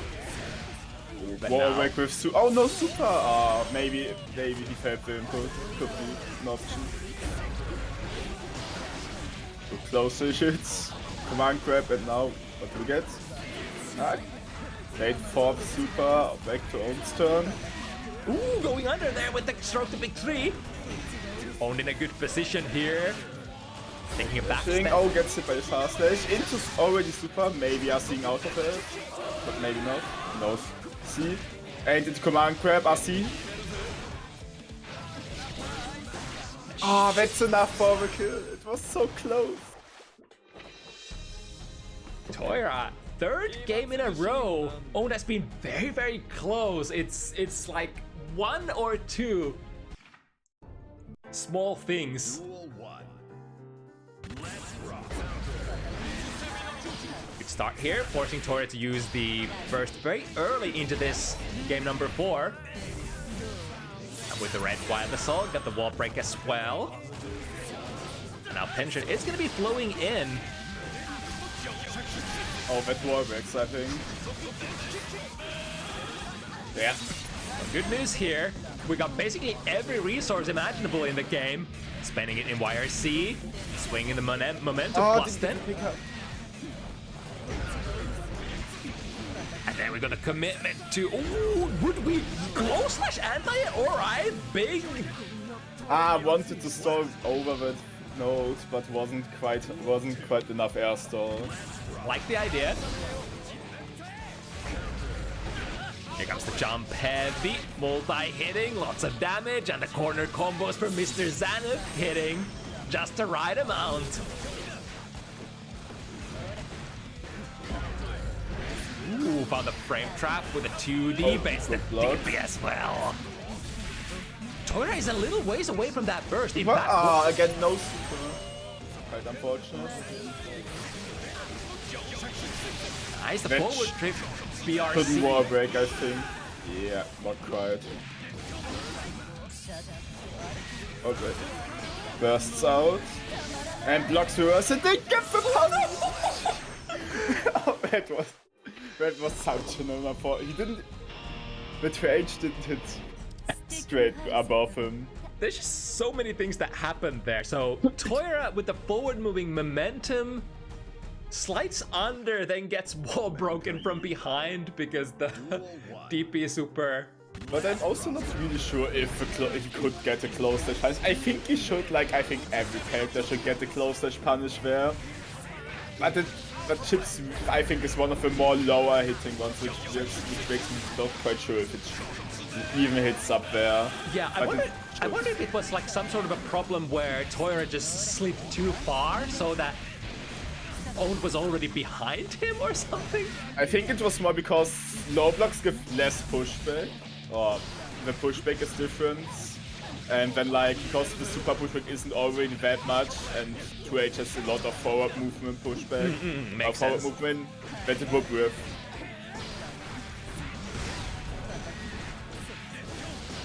I didn't quite get the pickup with command grabs hits there. Very accurate with those command grabs from interesting situations. Bar splash from Tard. Take the opponent out of the sky. Oh, that was an interesting looking hit on the jump heavy there. And a basic BMB, get a couple of hits, Kara Super through the wall, and this is when Chip's time starts. Yes, probably very... Back kill. No, 1 HP. Damn. I want to make the YSC and the chip. If not punished chip damage, would have done the job.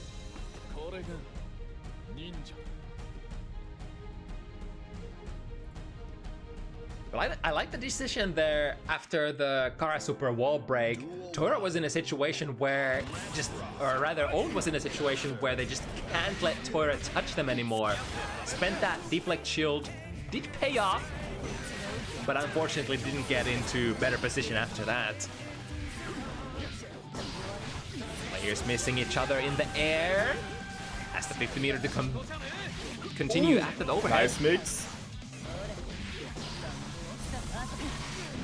Ooh. So Toyra probably thought that they had the punish there, but because of the meter burn, Owned was able to continue. It jumps over, both with each other. And gets hit by the low bell. Again, we could see that the 5 hitbox isn't that large from Chip, and he whiffed on crouching.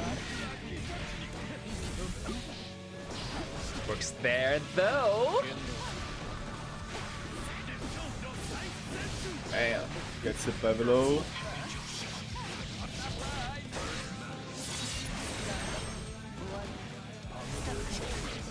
Ooh, again with a little bit of a shuriken hit.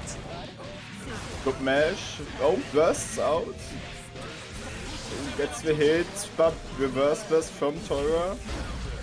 Entire fast stage, no pickup, and meaty close stage is enough in that case. I think it's fine here, even if Owned used the burst, because we're basically in a situation where Toyra has to either take the kill or take the L or then use their own burst. Fight overhead. Decent damage coming in to the other side. All right. Left, right. Okay. Oh, command grab super. Always happening at least once. Kind of. One of the most unassuming characters to have this tool in Guilty Gear Strive. That is a command grab that cannot be jumped after the super flash, and out of all the possible candidates going on Ino. Also the first time that Owned puts that tool on display. It's a little, oh, I hope that thought quite heavy once again. Yeah. 6A, no, 6H. Yeah, 6 heavy, yeah, you're actually correct. Okay. Gets in with the dive. So, nice grab warp break. One more hit should be it in most cases.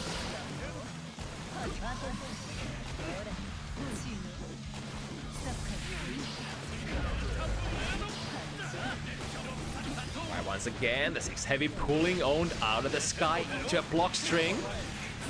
Not too many resources to spend here, but... Good block, that should be it. Yeah. I can't even afford to not make it a red wild assault combo. I mean, usually Ino would like to, but if the opponent is low enough, might as well save that resource for the next round. Ooh, there we go, the close slash anti-air working out for Toyra.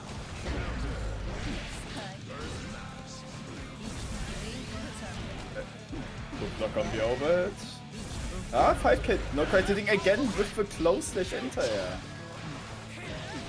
Oh I my also god, find that's quite 6 interesting heavy. if you see Toyra doing the combo and finishing it, it should, but it kind of gives some out here. I'm not sure if it's a true meaty hit, but I have to say it's fairly interesting. Toyra has to be really careful here, can't trade anymore. 6B kind of works out. Oh, gets hit by the white assault. Maybe try to DP on reaction and maybe fumble the input. We don't know. Slowly but surely, it feels like Owned has been waking up. I knew that society. Perhaps able to see the trajectories where Toyra is coming from a little bit better. My goodness! Stroke the big tree anti-air using the low profiling qualities there. And then the Psycho Crusher from downtown again. Yeah, smart for expecting afterwards though. Pretty much every single time, every single dive as far as I know is gonna be, even if not punishable, is gonna be quite... Blocks reversal this time. Yes. Oh, a little too far to connect with that one. If it works out this time, 6 heavy once again. Don't you dare go airborne. I'm gonna pull you back on the ground. Pretty much the sort of widest, biggest reaching move that Chip can use to pull opponents out of the sky, that 6 heavy. In the command grab again. Oh, we're actually cashing out. Not that bad of a damage, also positive bonus now will great Chip gradually. Yeah. Might have worked if Owned would have dashed just a little bit to generate enough meter for the super. Could have been an option. Entire close-ish. Toyra bursts out. Oh, that was unfortunate. Tried to throw off Toyra's timing there by holding the momentum of the dive in the air. But Toyra was so ready with that anti-air still.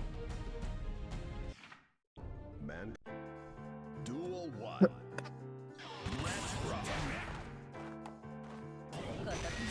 Both a bit more patient in neutral right now. Again, not enough range for the command grab. Ooh, that's a cute way of avoiding the shuriken, but probably in the minus there in the follow-up situation. Break the wall. This is tough. We don't have the deflect shield this time. Owned will have to take this pressure, and that will guarantee Toyra the positive bonus loop. Oh, still gets to punish. That was cool, because, like, didn't end up taking any airborne hits there or air-to-ground hits, just went onto the ground and punished with a close slash instead. I mean, I think he might have it because Inul 2S is like a nice low profile. Or there wasn't enough time after the slowdown to even execute a go backdash, punish, no punish. You need to jump over that. Ooh, close slash going into the wrong direction there for Toyra. Still with the pressure. What's next? 5K, stagger pressure, going under those pokes once again with Stroke the Big Tree. And wow, it's enough, okay. I think this game wasn't bad. Lots of pushback or corner from that. Oh, another one. Can we get another one? Nope. This time with the strike option. Yeah, let's check it. Oh, that hurts. But certainly no pickup, no larger combo pickup from that. And punishes the back and catches the backdash with a fast slash. Yeah, that's really tough. Even at that distance, you're not really safe with your backdash afterwards. You're just so minish, and a far slash from Chip reaching so far.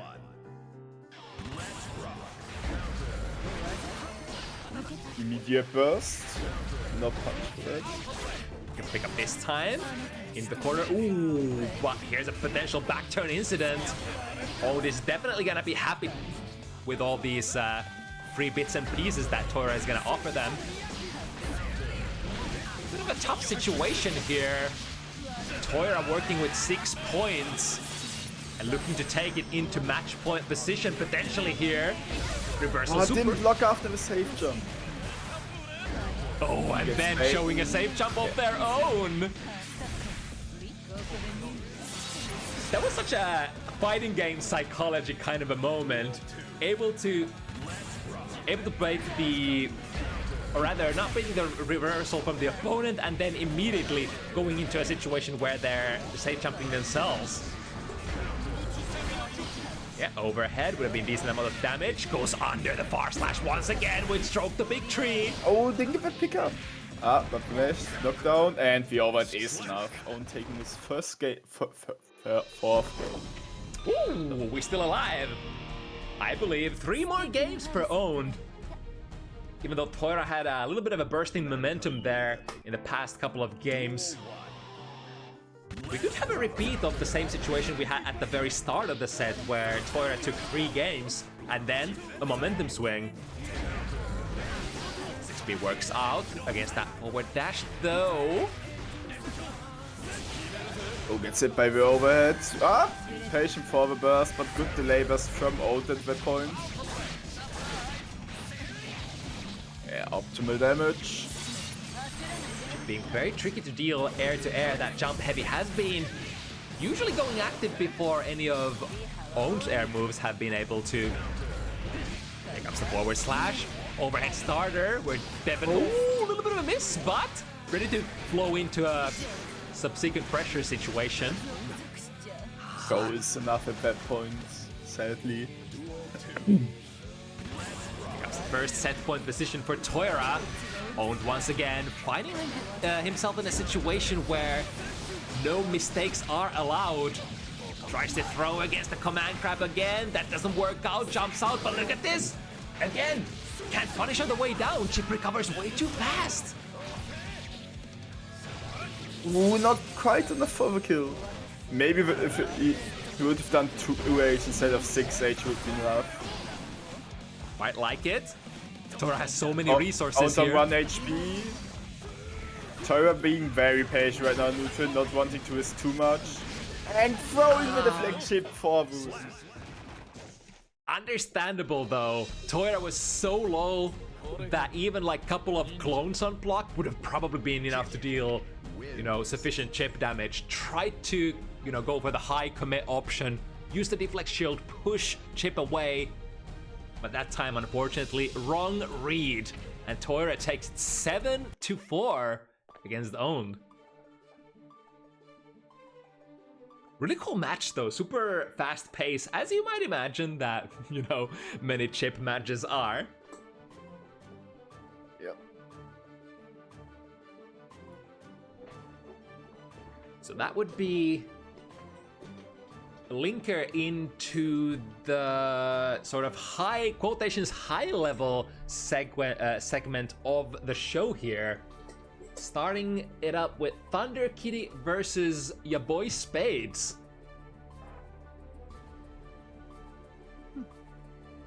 Spades, as far if I remember quickly, also an Anji player. Now in Slayer. Very, I think very Spades-like combination of characters, because we know YaBoiSpades as that, you know, the Anji player who loves to do a lot of fun stuff, takes a lot of risky gambles here and there, makes them work as well.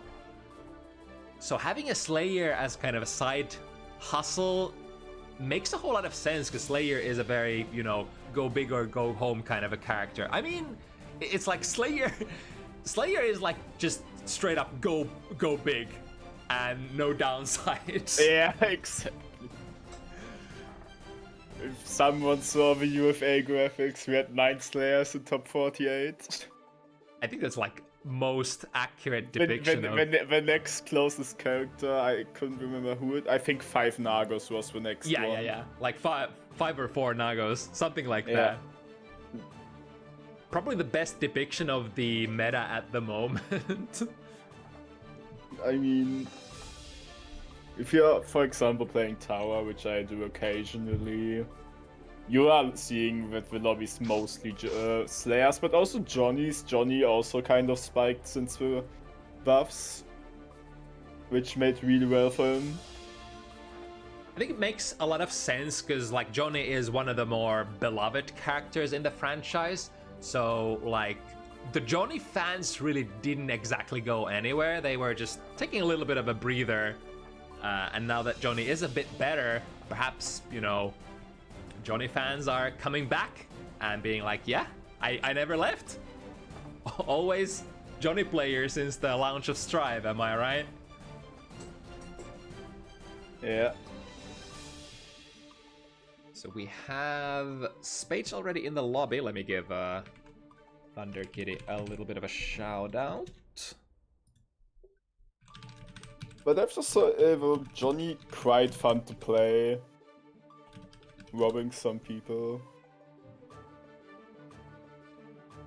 I've played him a bit recently since he got buffed and stuff. As far as I've understood, it's now easier to flow into your guard crush loop.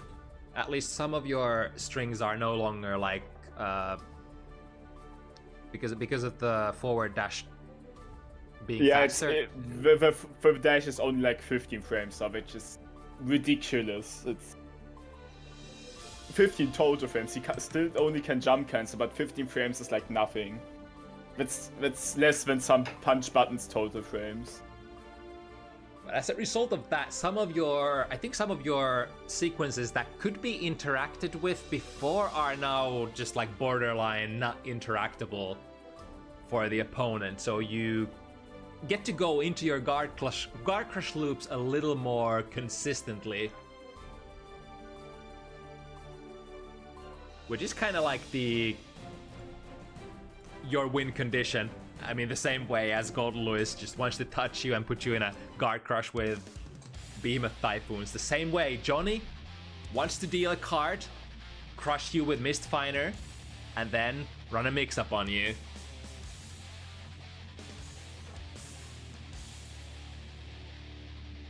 And if Thunder Kid is able to get Spades in that position, you know, Slayer isn't the best character defensively for sure. I mean, he has great defensive modifiers, but in terms of tools that get him out of those defensive situations, not too much, especially since your backdash is what it is. Yeah, but still, if Slayer's on like defense, when he's slow on health, there's still the option that he just hits you once and you just die. He has an even bigger factor in that than Soul, because he gets it much easier. Like his big damage combo, he gets from much easier hits. Yeah, it's definitely kind of like a character just keep swinging. Even if you fail, just swing again. It's like you have the life and you have the rewards. All right, but no. Ooh, okay. Oh, both players taking the air there.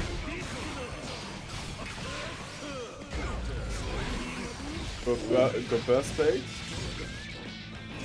Into the corner you go. Will be forced to take this wall break here, but Thunder Kitty probably not too worried about. Oh, that's will a lot of damage. Ooh, getting the full loops almost. And the resets. I think Spade forcefully reset there to get the cross-up mix. Totally didn't though get the pickup after the 2D. Cross-up. Oh, good blocks on the cross-up reset. That's roughly, I think, 20 frames to react to the P Dandy into a pile bunker. Oh, didn't quite get this stage. Good mash on the missed final stance cancel.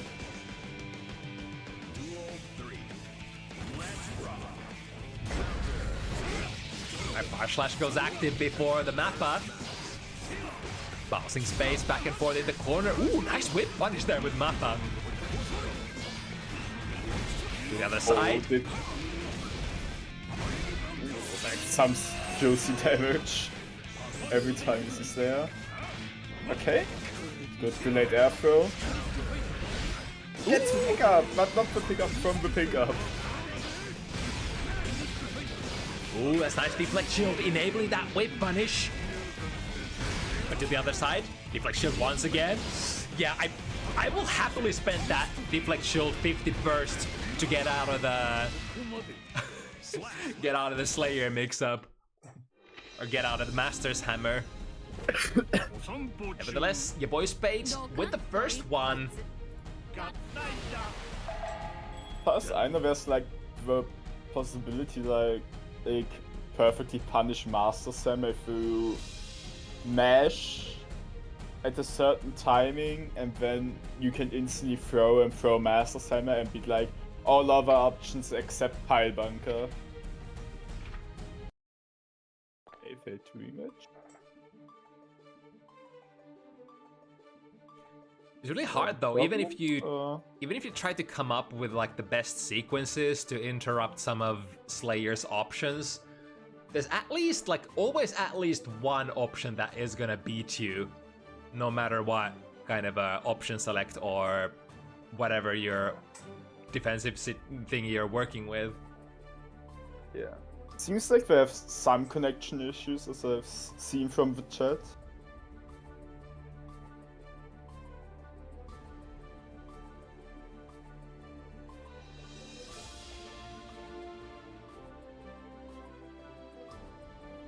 I think if I recall correctly, Thunder Kitty is one of the players who does have some overheating issues on their machine once in a while.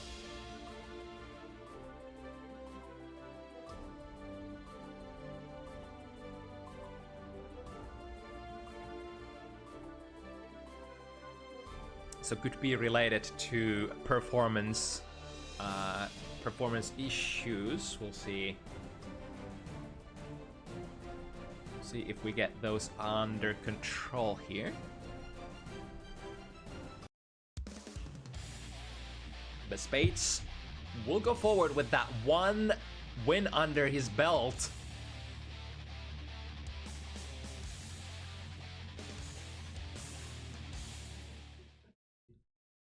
But a lot of the sequences that Thunder Kitty has been able to run so far have been pretty good. It's just that one mistake, one hit can lead into some really dreadful situations. Oh, another cross-up. Oh, it hurts. It's so hard that the game just slowed down to a crawl. to make the win even more intensified. Yeah, that's it. Ooh, even going for style with the super.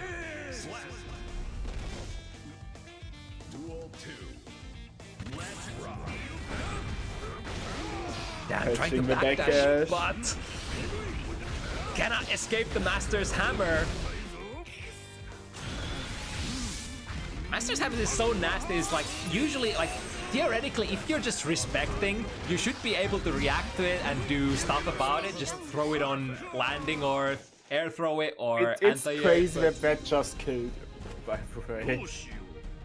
So that's like still like at least 50 HP roughly left, and yeah, not even Guts saved him.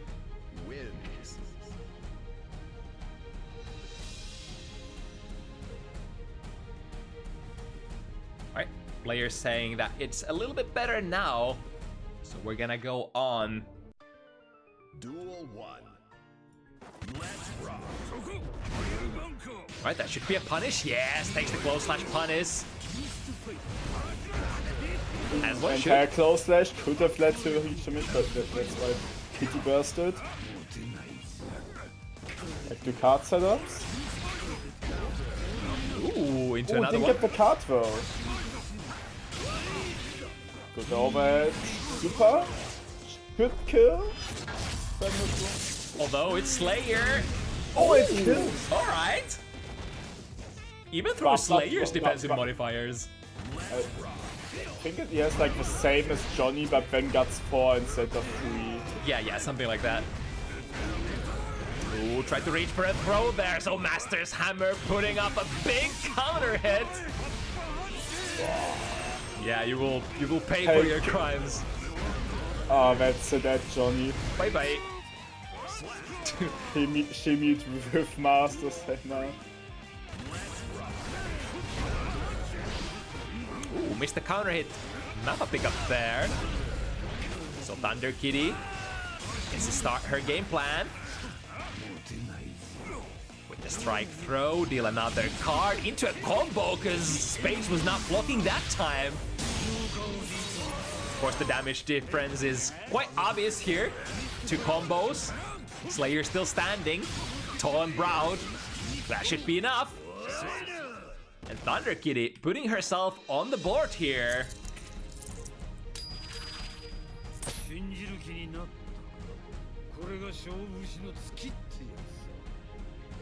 If it flows well, it's it's enough. And Thunder Kitty has been putting on board some of those sequences where you kind of put in an extra card, maybe do a bluff of sorts that you get to run with an extra guard crush. Your opponent might have to, you know, ooh, get the throw here. Yeah. Slash. We have 100 meter. Opposite drop, Spades in the Oh, corner. but Surasi didn't punish me. And the misfire over it is enough. Keen instinct there on the YRC. I mean, the season 3 gimmick with unreactable overheads. hammering it down. Feeling like this is the time where I get out. Oh, that actually picks up. All right. Almost coast to coast. YRC works out for space. Good backdash on the overhead. Locks. High bunker. 5H.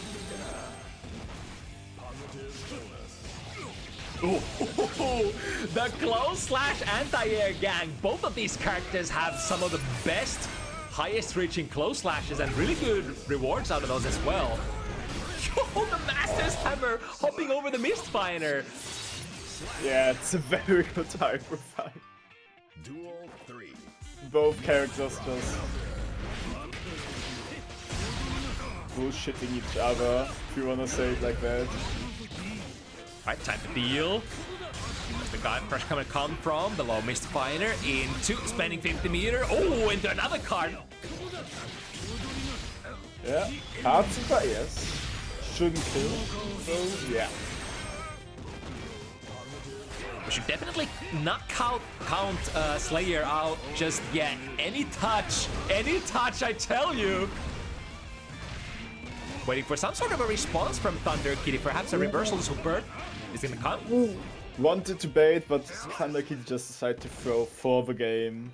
I think that works, that reversal throw works really well with the kind of options we've played so far.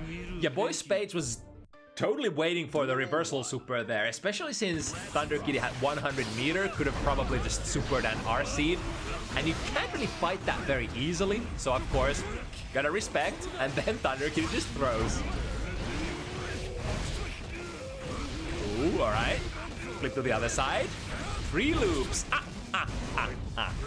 And then escape the block string with 2 heavy into RC. Alright.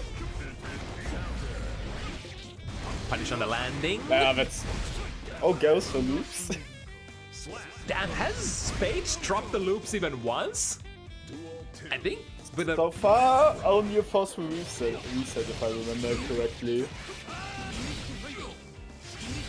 A very quick wall break.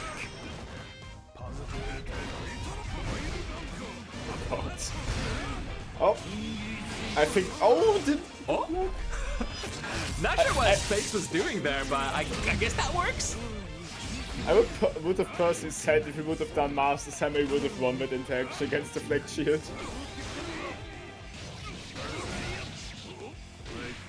Alright, and no burst available. Wall slump comes in just in the nick of time, but also Spades probably wouldn't have bursted anyway.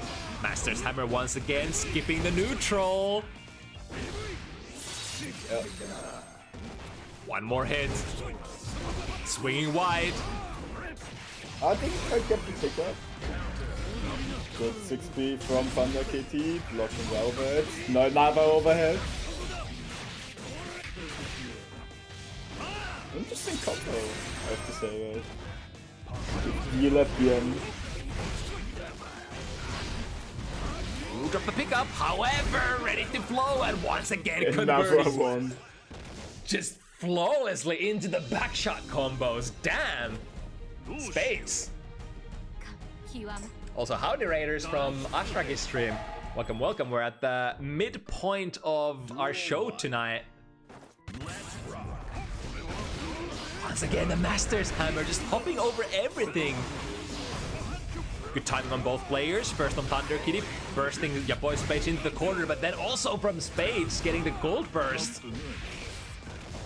Out of the corner.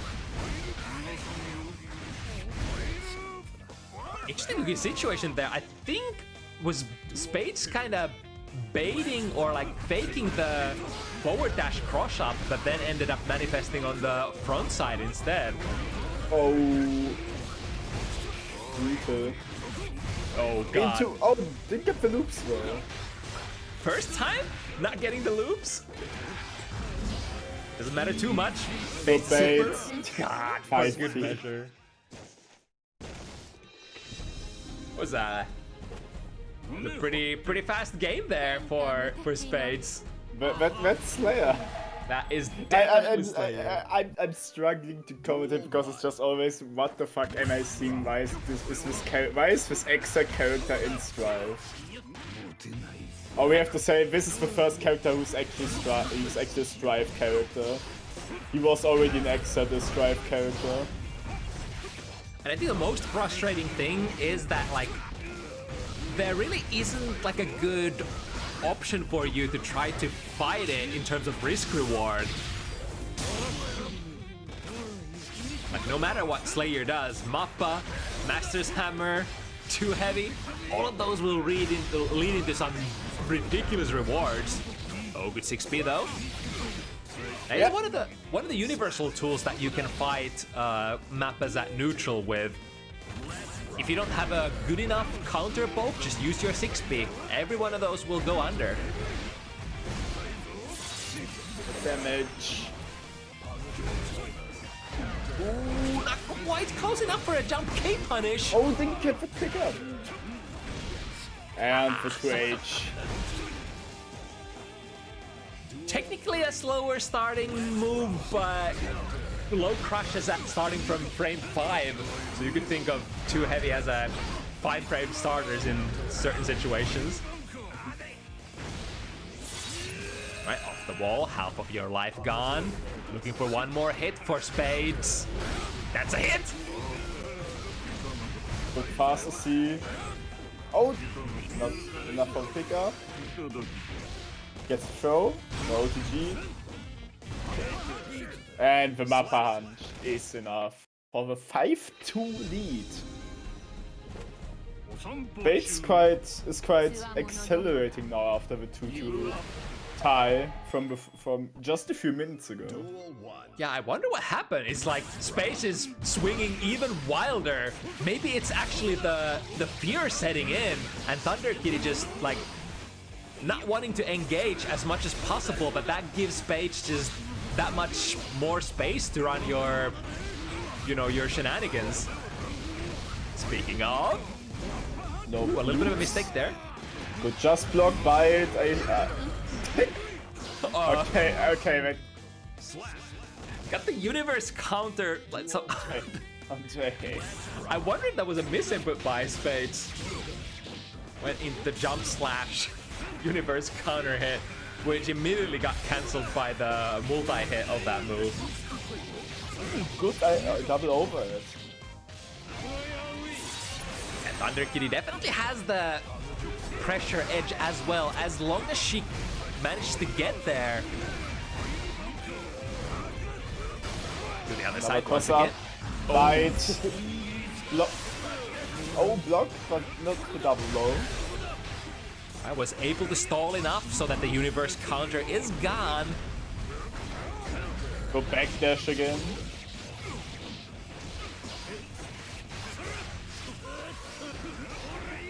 A good Block patience. some spades. And yeah, Yeah, smash. a little too close there for comfort. That was a that was P Mappa, so not throw punishable that time, but Oh, didn't quite get the confirm. Bite. oh, that's gonna be a kill for sure. States already on match points in just a few minutes. It's just there's There's just not much to say. It's the just swinging, keeps finding the hits. Is especially, I think the Master's Hammer has been the biggest problem. And again,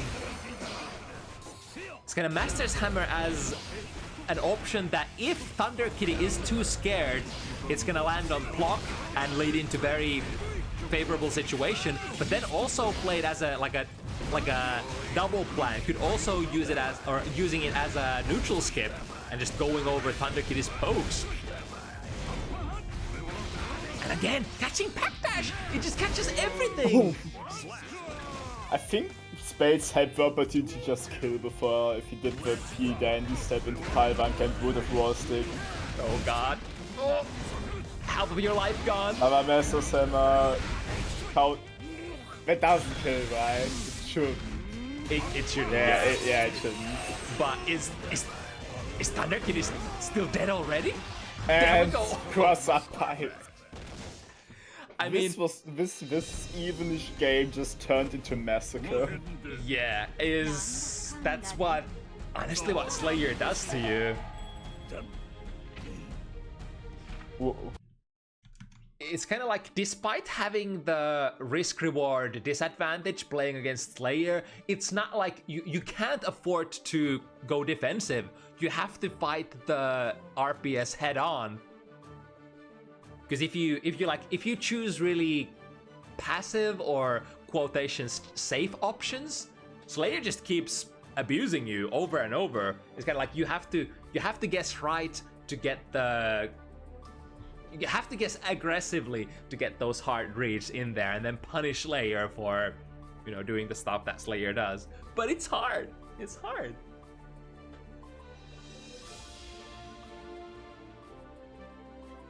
Alright, what do we have next? It's some of the crowd favorites, in fact.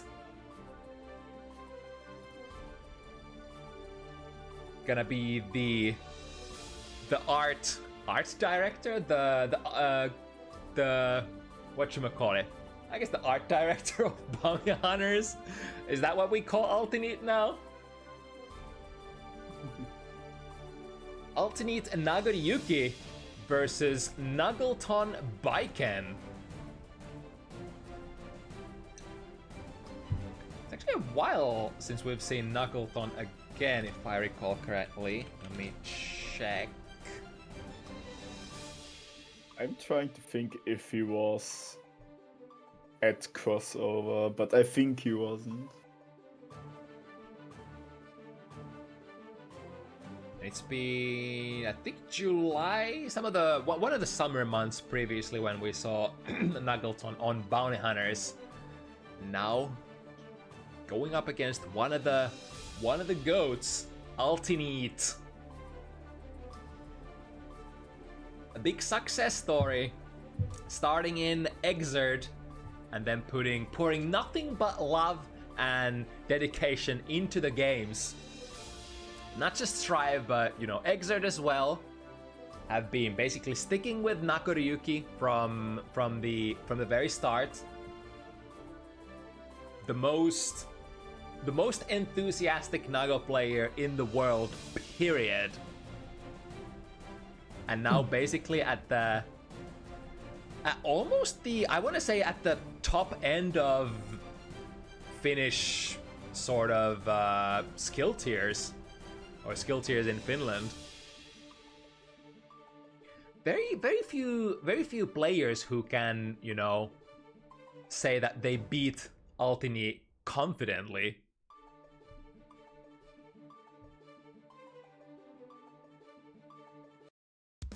Oh, we will see now who gets the upper hand.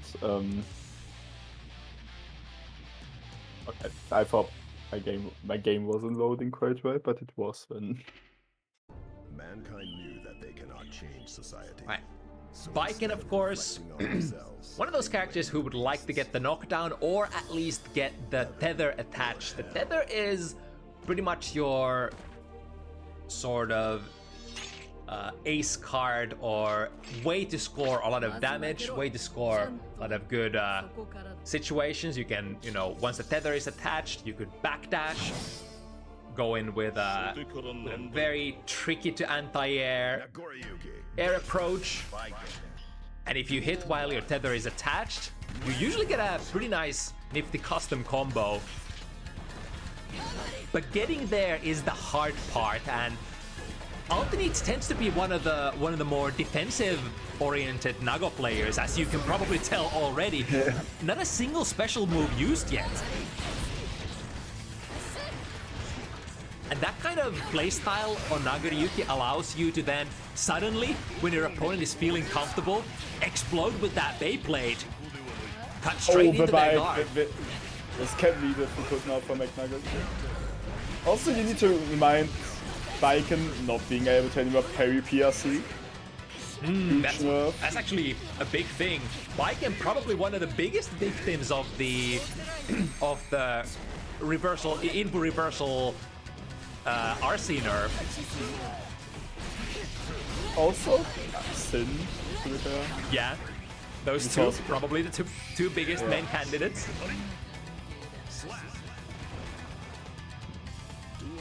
Five players, starting with full burst gauge ready to go. Oh, good jump. Anti-air Swift close dish though. Nago probably the best anti-air close dish in the game. We have talked about that before. To combine with that, a lot of his moves just move him forward. So you go Fukyo, you go Beyblade, you go Clone Fukyo. All of those take you usually under the opponent, like perfect space with... Ooh. Good reaction. Gets hit by the JS. YaBoiSpades from McNuggleton, not quite worth it. ULTINEET not ready to bite yet. Perhaps even choosing to hold the burst into the last round. Can definitely appreciate the patience that ULTINEET has developed along the years. Ooh, with the cross up there. ULTINEET initially blocked it correct, still went for the burst. Probably expecting to get hit. A big counter hit. Gonna lead into a decent combo, and then the Oki YRC prevents. Ooh, tried to bite. ULTINEET needs to be more careful with her specials. I will max blood meter. Oh, the punish. But not quite a good combo. Gets it with the clone, no pickup. Just short of popping butts. The combo is enough with Mercy to kill.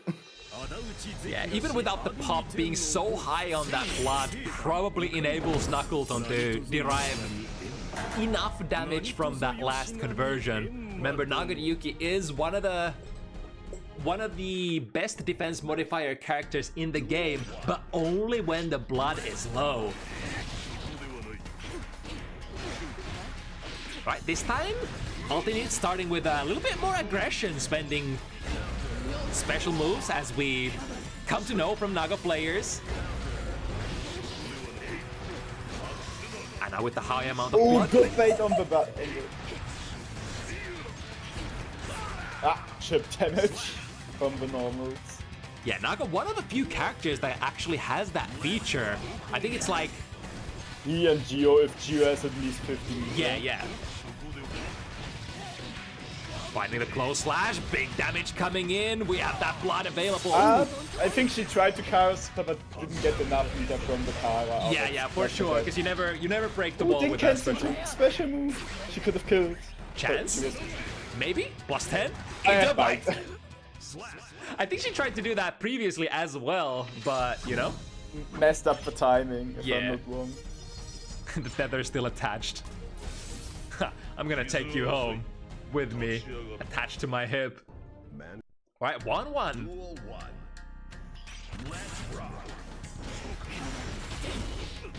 Ooh, the follow-up taking McNuggleton to the other side, avoiding that 2k from ULTINEET completely.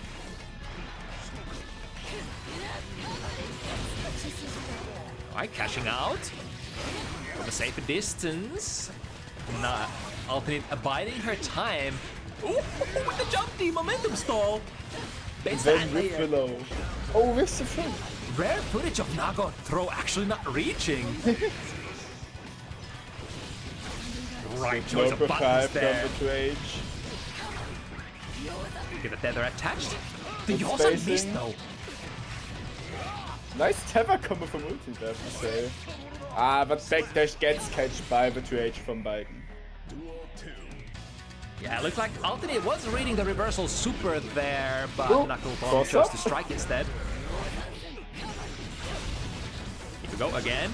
Relatively high blood. Oh, the Wild Assault completely negating the effect of the deflect shield. Second hit from the tatami mat, accidentally breaking the wall.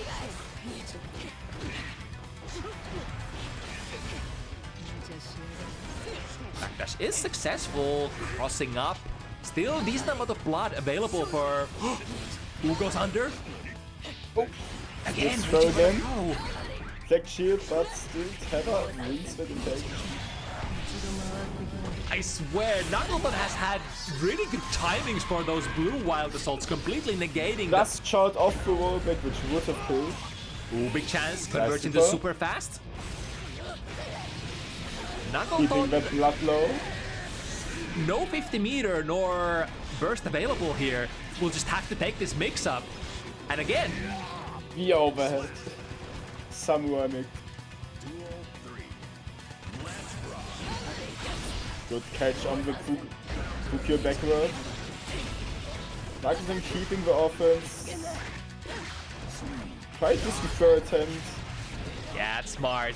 There are just so many different layers there that... Oh, but I saw maybe I wonder if I saw the 6H startup. Maybe there was this very small window she could have been able to still Kyra cancel it into FT. Yeah, I guess the only thing that you could do in those situations when you're like, oh shit, I kind of pressed, but let me hope that I'm early enough to my, you know, move startup that I could still FD cancel it. Sometimes you can, but you know, most of the time, no. That was quite close. But of course, on heavier buttons, SH, the window's much shorter for a Kyra cancel. But still possible.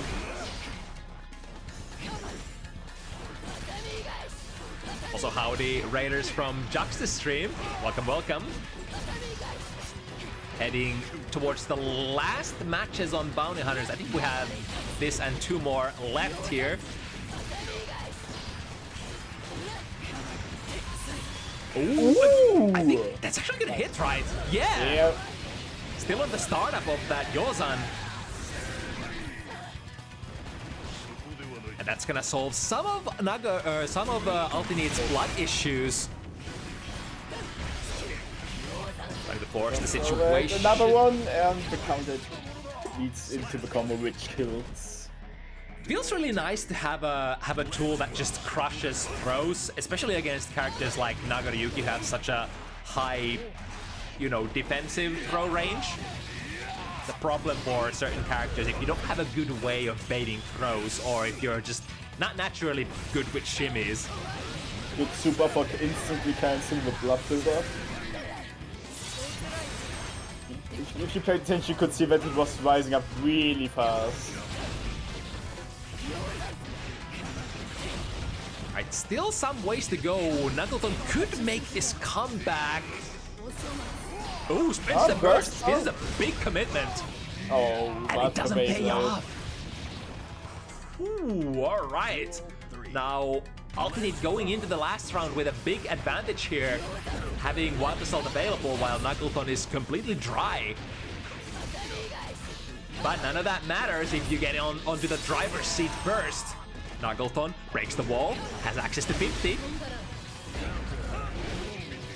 Tried to negate the momentum of the deflect shield by using the RC, I reckon, but still too much distance between the characters. I think also really like him to do an empty save, empty jump into low when she gets the knockdown. If you are paying attention, if you look at it. Also, always quite interesting, but not quite enough. Right, 2 games the lead here for McNuggleton. ULTINEET did say that there's been a, you know, there's been a period of some amount of inactiveness as well for her. So a little bit of rust might be showing. Immediate burst after the Escobar is attached. Oh, is that gonna go into pop? Very close! Oh, pop. Did you notice? Not quite in range, but yeah, that should be that. Good. Yeah, good combo.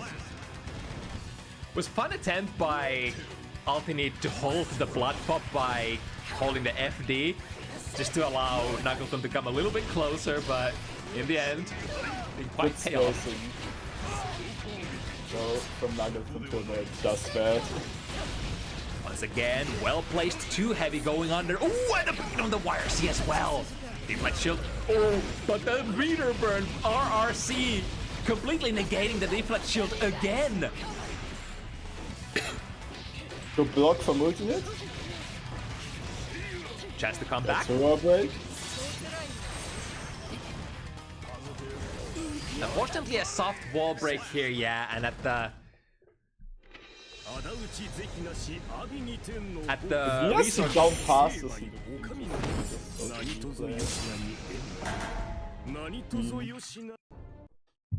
Duel 1. Alright, let's see if ULTINEET has something to break this momentum of McNuggleton's. Nice whiff punish there.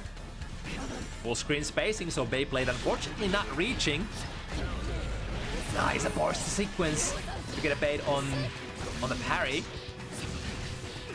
McNuggleton spending their burst, putting ULTINEET in the corner and through the wall as well. I have the blood, my 2S is hypercharged. Don't even try to press buttons there. Oh, good fastest here right after the second one. This is an empty blood bar, so defensive modifier is high. Needs one more hit kill. Oh my goodness, the read from McNuggleton. I think the #1 MVP feature for McNuggleton so far is the hard reach on the resource burn game. I think he's gotten like almost most of the resource burning RPS right so far. In the overhead break, the wall once again. ULTINEET in a tough situation. Spending a lot of blood. It's the backdash, not in the range for the big pickup out of the gun. Oh my god, what a 2P! Just a single one. And then using the Hikari as a footsies tool. That is, after all, one of or basically straight up is her furthest reaching tool. Pretty much the only tool that can challenge some of Naga's far range pokes. Duel 1. Let's rock. Hitting buttons at the same time. ULTINEET getting better of that exchange. Gave the backdash the far slash. Rare footage of.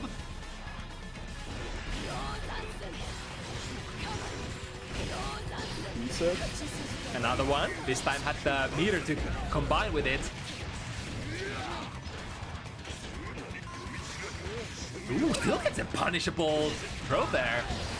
Oh, not quite the pickup, but 2KTD does the job into the wall break. Alright, if ever, this is definitely the time for ULTINEET to turn the tides of the battle. Nice randomly high. Dripping there. Wow! Ooh, missed the pickup. Has to spend the meter here in order to not be punishable. Then the wild assault, attach Hikari, missed the second one, but we're still plus, I think. The pressure, oh my god, just doesn't end. Was like two RCs and at least one stack of wild assault to keep the pressure alive for McNuggleton. Far slash got the jump start up. Good parry in that situation. Yeah, that's minus now. And found the overhead. Big damage coming in, and the wall break. Soft one is okay here, both players, and oh, immediately going into the white wild assault. Oh, But finding no success with any of that. Yeah, once again, it's the resource burn RPS once again. McNuggleton Feels like is able to weather all of the nastiest tools in Nago's toolkit. Yeah, even when he gets hit, it's like it's only getting clipped by like what happened there, and Ultineet doesn't get a big conversion. Alright, that 6 heavy definitely coming in handy as the blood. Ooh, the chip damage ain't too just 2 chip heights.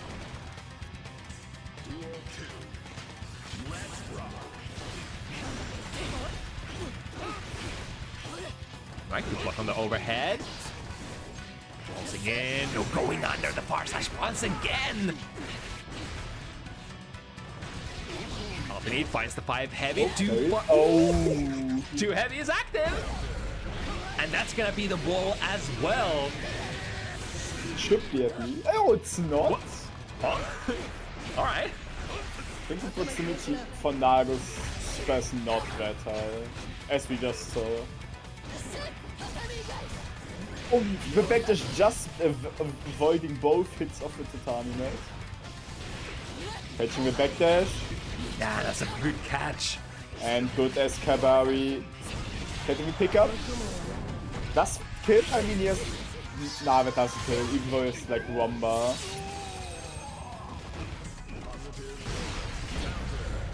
And Value deflect shield. I mean, yeah, I guess.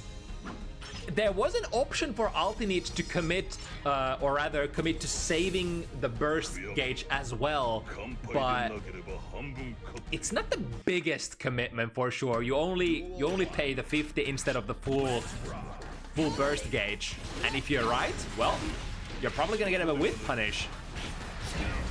So Ultineet still alive for now. then the throw gets hit with clone into the rollback super. Getting down with blood meter. What's the rationale for? I see this really super close range clone. Is the from Nago? I've been struggling to understand the function there.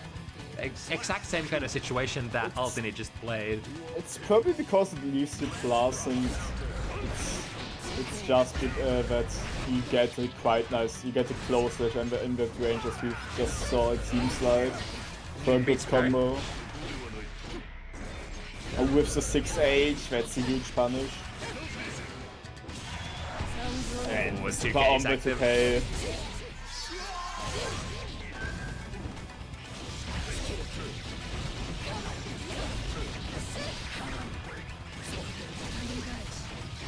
Should be enough for this round.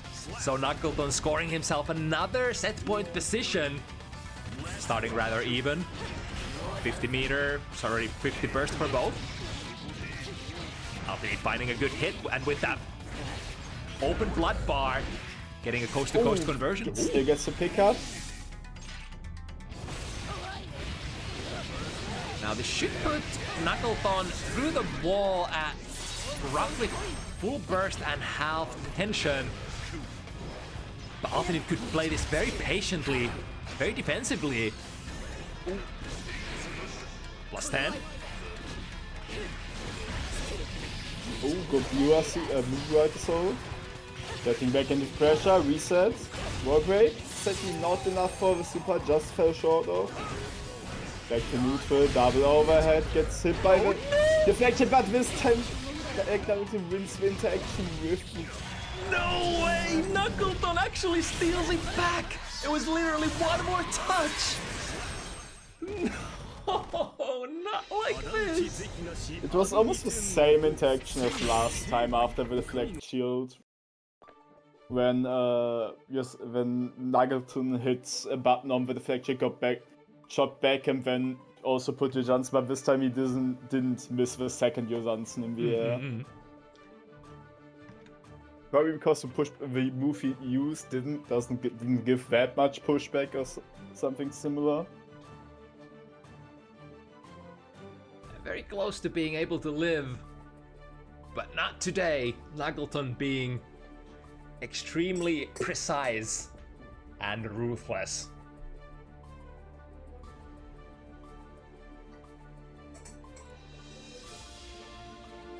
Alright, next up,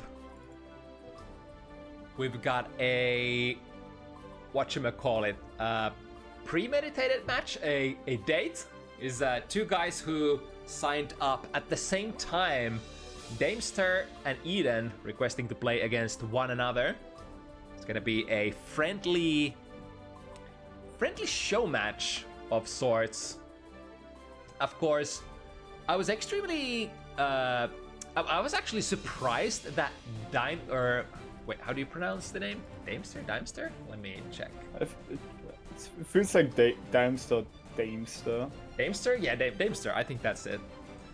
So Daimster is actually surprisingly high on the ladders with Jacko, and hailing from Netherlands as well. Didn't realize that Netherlands had another absolute banger Jacko player other than Decoy Snail.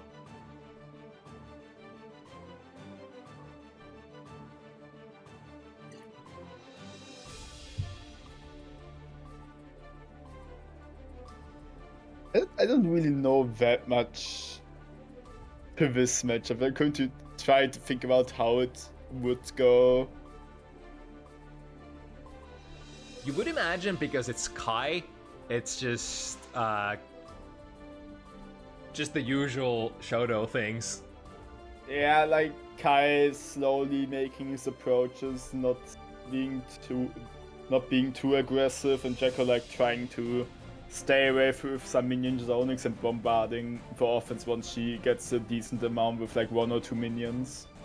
Yeah, imaginably, like I would imagine Jacko will of course do Jacko things, throw minions, but Kai should probably have pretty decent buttons for meeting the minions. This 5 and 2P aren't that bad, since these are the main buttons you want to beat the minion throws. Like, some characters would be worse off, I would say, with their punch buttons. Mm-hmm. Timing is everything, though. Mankind knew that they cannot change society. Alright, Eden, we've had a couple of times on Bounty Hunters already. Daimster, first time seeing them play. Super high level match. Two friends meeting on the battlefield. Let's see how it's gonna go. Jacko versus Kai. Could even see a little bit of a handshake coming through at the start. And it does indeed. What? Starting with a full respect and then going into it. Instant air dash is the first sequence, already finding themselves in the perfect situation. Eden persisting, not going for the easy way out, not going for the burst immediately. Yeah, that's cross with the shock state. Daimster not quite ready to punish with Uragon, because even though he did block it, sending good air throw. And the meaty 5D. That's the cleanest air throw I've seen in a while. I have to say, like, Kai players are the best players I've ever seen at air throwing. Ooh, big 6 heavy counter hit though. Here comes damage, and Jacko, not the highest defense modifiers either. One of those, and we got a kill. Oh, interesting combo with 6k. I have to say though, the movement Eden does is very clean around the minions. And good, also good 5p air throw. Oh, no air throw. I would say the air throw would have been there. I'm working with 2 minions. Ooh, that was kind of cool. The jump slash destroying the upper minion. However, not enough to avoid Daimster coming from below. Building up the minion count. Eden trying to swing a 6p to reduce it. And 50p. It's a tough situation to pressure even for Jacko. Even though you were getting your minions up, Eden still had a full burst to get him out of that sticky situation. And Daimster was fairly low on life, so couldn't really afford to take that burst very, you know, for free either. Gang good movement one. entires, go burst, letting Eden apply the shock state. It was funny, even though Daimster went for a really fast burst, they already took like 60% out of that combo. But now, let's see if we get to set up the shop. What? You could see Daimster whiffing his throw before. I think if the bar slash still goes active. Even through that felt like crazy 50 player mix. I was just flabbergasted. Ooh, 6k whiffing. Perfectly placed, folks. So far, I think the coolest thing Eden has had is like normals in the most unassuming places to destroy minions that I didn't even know that could be destroyed in those situations. So definitely experiencing the matchup shining through. I think it's like where you can, it's a hitbox of minions, which you can imagine as the hitbox is inside the minions and there's like a hurtbox which you can beat outside. That's why you can just casually mash on them. Good super. That was like interrupting super on an FRC 2D as well, so they must have been churning it already way before the FRC even started. Yeah. I would also have said Eden could have won the round, but he probably wasn't sure if he would get enough meter after the air throw. Ooh, the far slash catching backdash into missed conversion again. I don't know, I don't think there's no way he would have tried to conversion. Either he wants to try to make him touch Stunage setup, or he goes for like some crazy setup as we saw with the PRC after the DP. Since Kai can only combo an HDP in the corner after 6H wall bounce. Right. Mankind knew that they cannot change society. Right, 1-1. And already we've had such a massive amount of interesting interactions. Eating towards the corner. Let's see if we're for a slightly later burst in order to probably make it. Electricity is on. Oh, the minion kick! Actually producing a big enough hitbox there. The minion didn't fight quite hard enough to beat it with the 5D. I guess that's eventually cost him the game. I guess that's one thing that Jacko can actually do. If you're throwing minions in a like predictable arc at the opponent, you could go for the minion attack command to produce the hitbox so that, you know, it's gonna counter poke the opponent trying to go for like 5P or something. It also seems like it stops the momentum of the minion, so it stays like right there. Like at least if it's not gonna counter poke, to at least ensure the minion's still alive.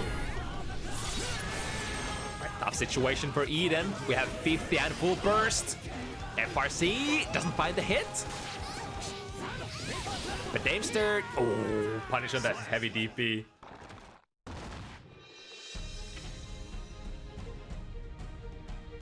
Oh, gonna probably get a disconnection here.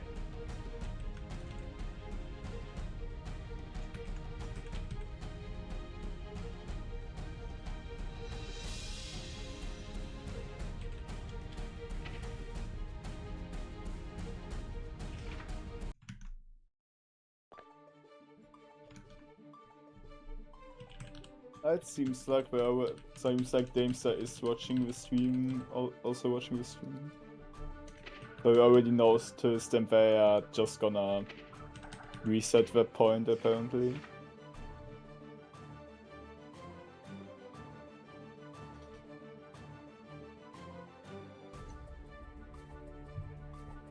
Did I put the last point in the right place? It was Daimster who won, right? It's 2-1 for Daimster. Yeah.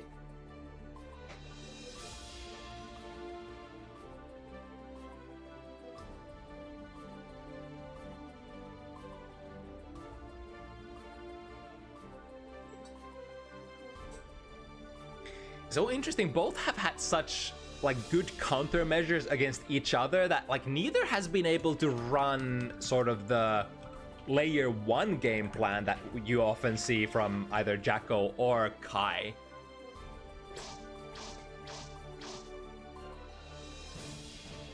So it feels like it's a very rare glimpse into how this matchup is played when both players not only know the matchup really well, but when they know their opponent really well as well.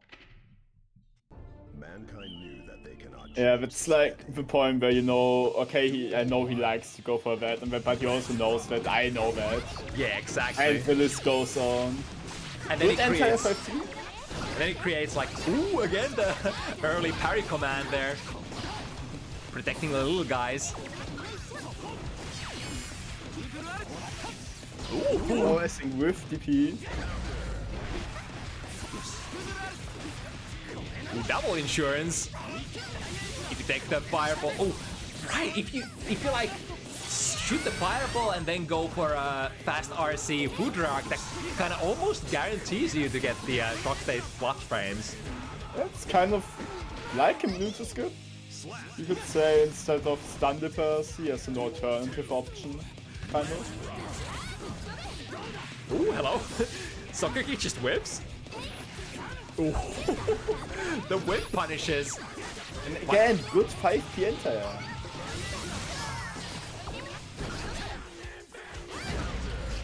Ooh, big counter hit. Setting up a minion with that. Players at 50. Another 5 big counter hit. Wants to burst out here. So the blue cheer is gonna make sure that your minions are, not gonna be counter-poked into.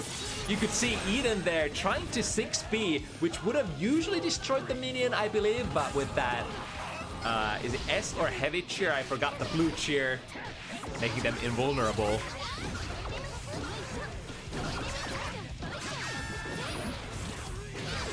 Ooh, good timing here. Frame trapping the mash from Eden.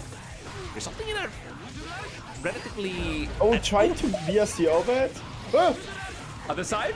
Besides it cost him around. Or cost him at least a safe victory. Surprise was able to block after that whip jump D still.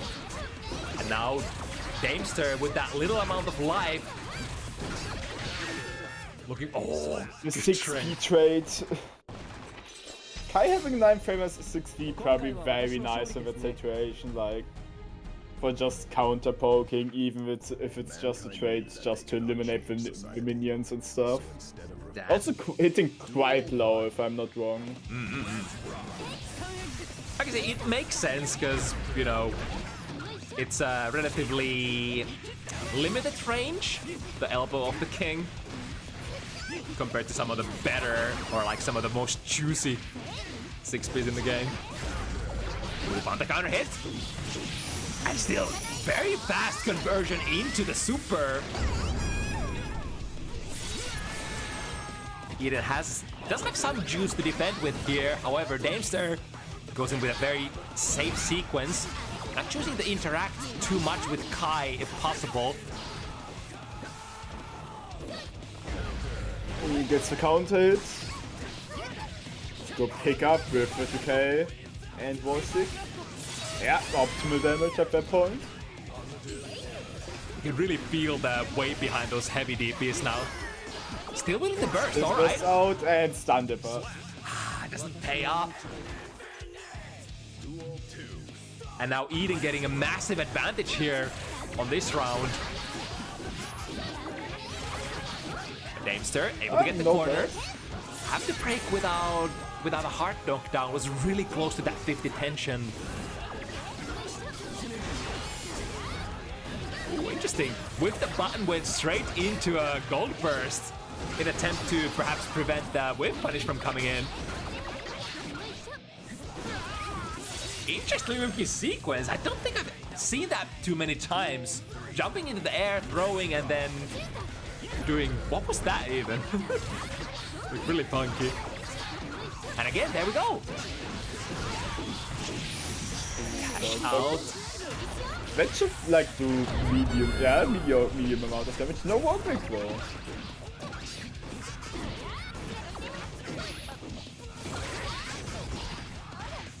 Good throw. And 5D. Relatively expensive conversion here, especially since you don't get a hard knockdown. But let's see if Even could get into an offensive position to build more with that positive. Unfortunately not. Oh, with the throw, good burst bait, and yeah. That's it. Daimster taking the lead with 3-2. I think really good understanding of the situation from both players. Eden, that like there was no like you couldn't wait. You have to burst here, otherwise you're dead. But at the same time, Daimster knew that the burst was probably predestined to happen. Again, Clean anti-air. Not only it's destroying more the like minions, kind of always lucky when Eden tries to 5P the minions and Daimster coincidentally always jumps in, air dashes in at the same time, so that Eden gets a better reward at the end. GT, low. Ooh, and still wins the interaction. the skies, No time for a different air button. skies have been protected. So it's a good mix of, you know, defending the airspace with air throws, but then also from normals from far away. Big close slash, calling out the backdash. Oh, combo conversion for out of a 5A. Creating a sandwich here, misses the minion command, unfortunately. So Daimster having to go back to neutral with initially relatively a low amount of minion gauge. Oh, didn't quite get the pickup. I No think punch under the flip shield. I think they probably forcefully stopped the combo because they didn't have the resources to hard break the wall. Yeah, makes sense, but still cost him the round. Right? Right, but Eden was sitting on a round lead, so still having another one to the deep dash 2D, chasing that backdash, and now all the way in the corner. Ooh, the burst bait hurt into the strong reset now. That does a lot of. Oh, that does so much damage. Blue Wild Assault is available as well. There are so many ways that this could end up going through. 6 No conversion. And just 2D into the minion hit will be enough. For Daimster expanding his lead now. What does Jacko even get out of a single anti-air 6B? Is there like I anything? would say it's a minion setup personally. Yeah, probably.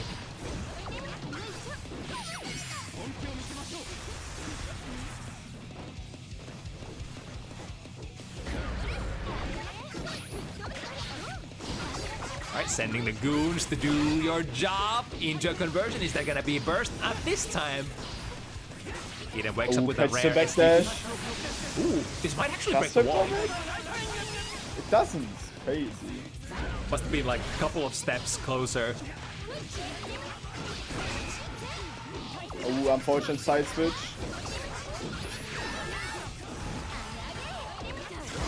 Special moving themselves into the corner. Tap 5D. Burst Best still. out. Alright. Gonna be tough. Can't think. Oh. For a moment, I think that was a 5 heavy that Daimster was moving forward with, so still maintaining the large amount, like large hurt box.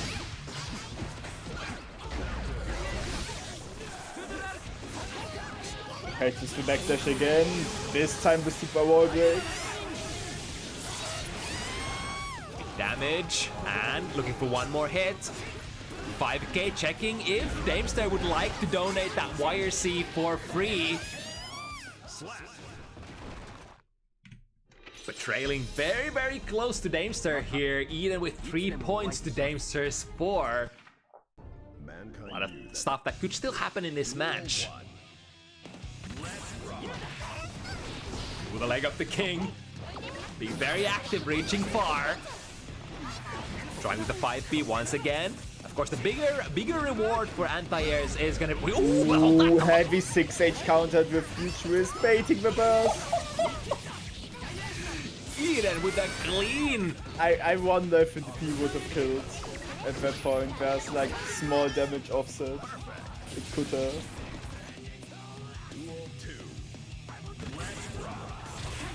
Okay, 2D back, catching the backdash. Back to Jacob pressure. Combos. Even bursting out. Perfect timing there on the stun dipper. Right after the minion parry command ends. Sandwich has been created. Ooh, the F-Shiki! Doesn't quite convert into the biggest damage into it, but it flows really well for Daimster. Player starting this last round with 50 burst available.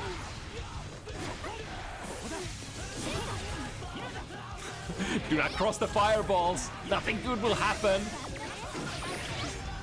Minion command comes back in time and also actually converts into a full combo. Yeah. Could have super orbit for probably a very good amount of damage since the combo wasn't that much high scale. Waiting for the burst, yeah. Eden delay enough. Oh, yeah, the 5 heavy as an anti-air. Wrong direction though. Still Eden managing to take Ruin. No, not Eden. Daimster, sorry. 5-3, 2 more and he already got this. Nice whip punish. Opt to go for a conversion with the stun dipper instead of the red wild assault. Probably because the opponent was still holding a burst, so would have been risky if the opponent just bursts your wild assault. Ooh, big hit. Dropping it at the end. Lots of plus frames even without the shock state on that food arc if you landed on airborne opponent. Got the escape. Ooh, gets the pickup. Oh, you can still do 2 closers. That gets the pickup. Clean. Not quite enough for the kill. Very nice combo. Whoa. 5K was not active anymore, huh? Oh, Broly set. Another minion. Not more minions. Bursts out. Oh, and gets hit by the stunner. Eden is like one of the few Kai players that actually does this kind of thing where like it does a lot of the, you know, PRCs from fireballs. I guess it could be a matchup specific thing. Oh, big counter hit, immediate burst from Daimster. Definitely worth it.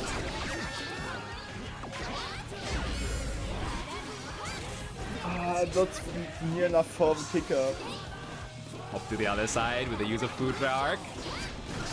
Now if to pop the minion this time and it should bleed. More minion. Yeah, leading into a fatal combo. Very important game here next for both players. With punish on the 5 heavy.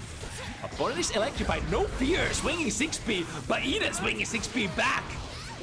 Close slash cut the backdash, the classic for Strive. Big damage as a result. Ooh, this time Farsnap's not reaching far enough to get that backdash. In fact, Daimster, back throw into the corner. Wait, huh? I thought wasn't that the blue cheer? I'm surprised that Super then ended up deleting the minion. I think supers and burst are still strong enough to delete buffed up minions from the super cheers. That's interesting. Ooh, nice conversion, but gets bursted into the corner though. Quite unfortunate, I would say. Good patience from the Eden there. Gets 6p out of the future. And the burst made this. Oh, big value! That hits up there. Interesting. Hit him with the 50, so we have options available. Take them to the corner. Even a normal, like just a regular wall stick is gonna be enough. But of course you have a lot of quick damage. Whoa! Barely hitting with that special move.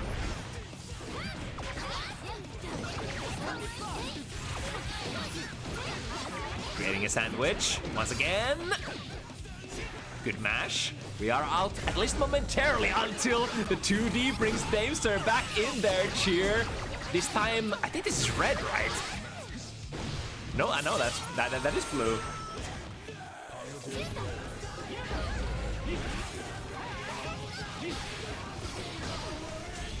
Oh! Walk up. Is it a frame trap? DP.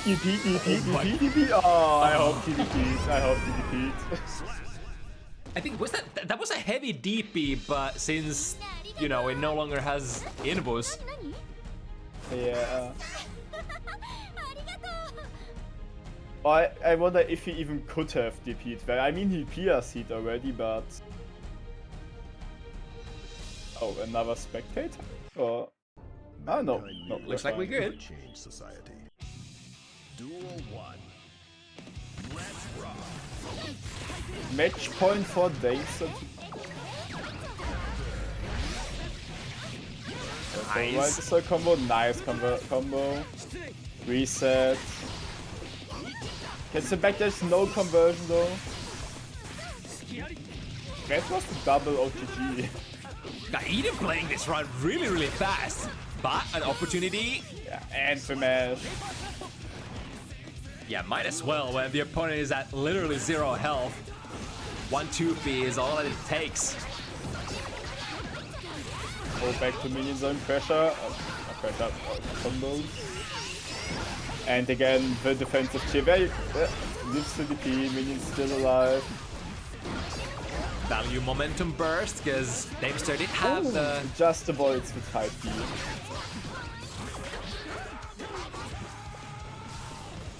Be really careful here. 6B, and the run-up throw after the minion hit. Nice work. First set point. Set point.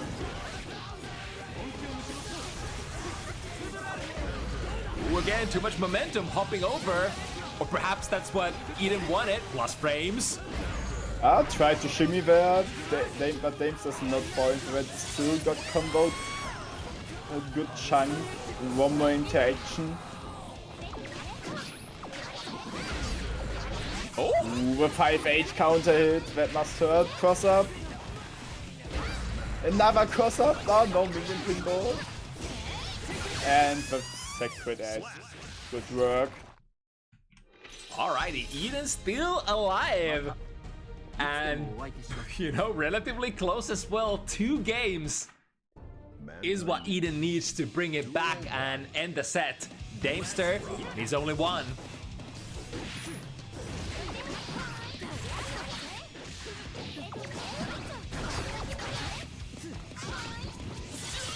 And not allowing Eden to escape this time.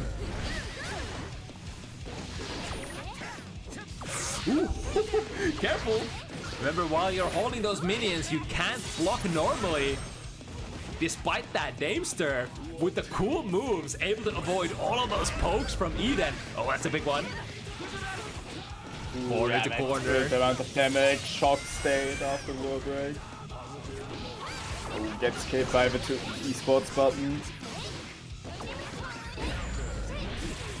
Eden has a lot of resources here. Spends the full burst to get out. More minions. And over attack chill this time.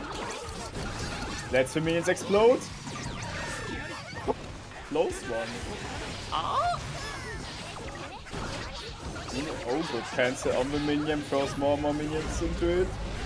Once again, and gets the kick up out of the 5H. Damn, the 5 heavy working as a really nice situational anti-air. Maybe more, even more than situational. Seemed to be perfectly placed every single time. That button just does so many different things for Jacko.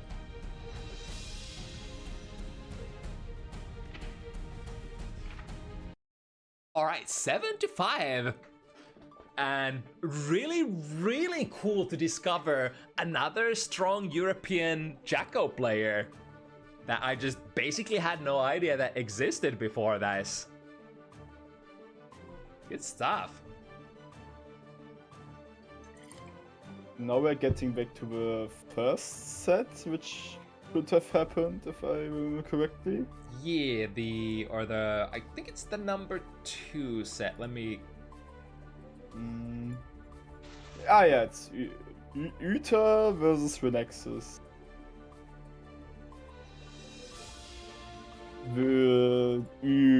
confuses me when it... I mean, it's from my language, but still, it's... Why the fuck is this UTH? IFA, what? If you pronounce it the English way, but with a German Ü, it's like IFA.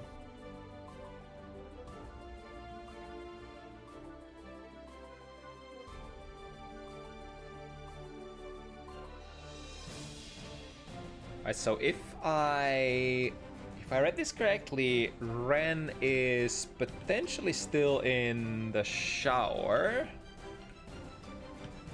Let's see. Damn, was he in the shower this whole event? Or...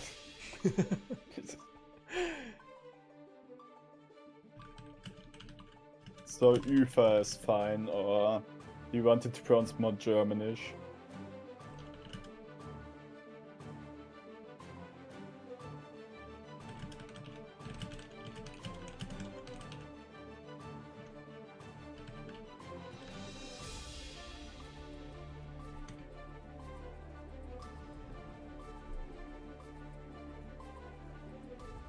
Right, but I guess we can talk some smack and buy some time for Ren. It's gonna be another back-to-back Kai matchup, sort of reading back to the rookie bracket here. As far as I know, Kai Pot not a matchup that Kai plays fairly or doesn't really like to play for some reasons. I can't explain why, but a good Kai main friend of mine always says that Pot Kai is like something at least. I think a lot of characters who traditionally played this matchup really well in previous games, such as like, you know, Sin, Kai, those kind of characters, just after the complete remake of Potemkin, find themselves like not enjoying that matchup anymore. It's just Potemkin is a really strange character, in my opinion, in this game compared to like if you look at things from old game perspective. To be fair, you can look from any FG perspective, kind of. But Strife is like the only game where heavyweights are like good. Yeah. We've Like- got Gold Lewis, who's always good. We got Nago, whose worst placement was like sixth best character in the game overall, the entire time. So,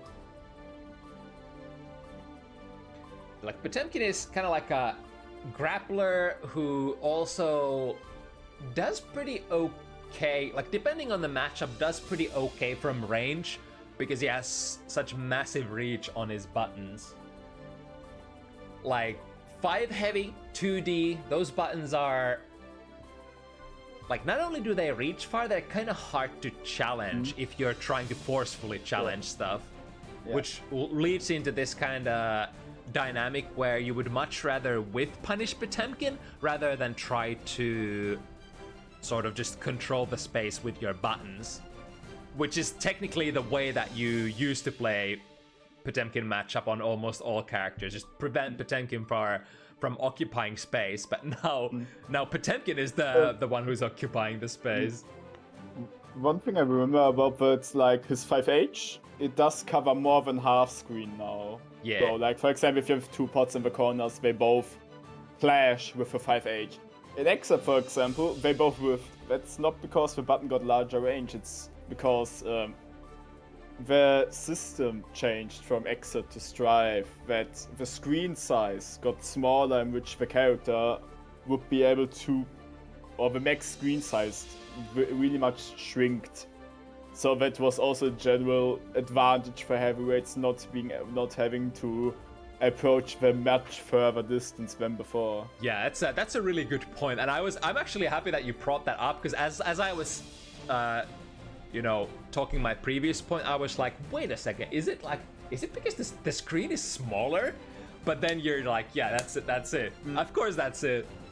If someone wants to go in more depth, I can recommend the video from Adventure he uploaded like a month ago, where he talked about why Strive heavyweights are good and stuff. He also talked about semi-heavyweights, like Soul or no, not Soul, Leo or Anji stuff. I'm I actually really recommend that. It's really well made. I'm actually putting that video on my backlog right now, or opening it on my browser. Gonna watch it after the event. That sounds like a good video. All right. Yeah. But last matchup of the evening, Uther and Ren. Yeah. Mankind knew that they cannot change So society. Ren loves playing very aggressively, but I think the problem is like playing aggressively into Potemkin is very dangerous. So let's see how that is gonna play out.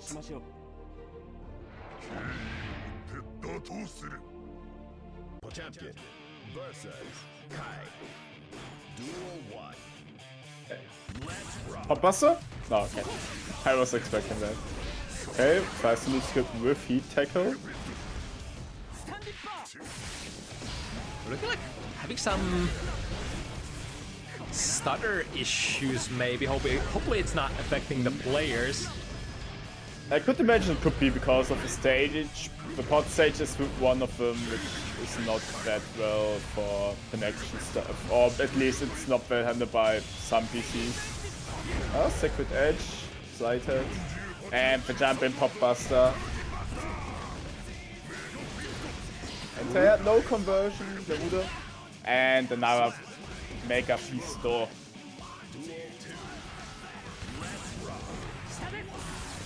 Popbuster, oh, did punish with Thunderbar. Interesting. Try to flick the fireball, which is one of the classic methods of playing against Shodos. Oh, charge 5D. No. Nice enough combo. Oh, kind of a combo. I think that was kind of optimal. Another one! Have you ever seen a more, slow sequence? Dash cancel into nothing, into a fully charged 5D, into a teabag. I love it. I absolutely love it. I kind of thought about what if we would end it the 5D with just how was it called, RTL up there, since it's okay. Oh, into the Garuda pressure, good jump. And another throw. He wants to do the same. Okay.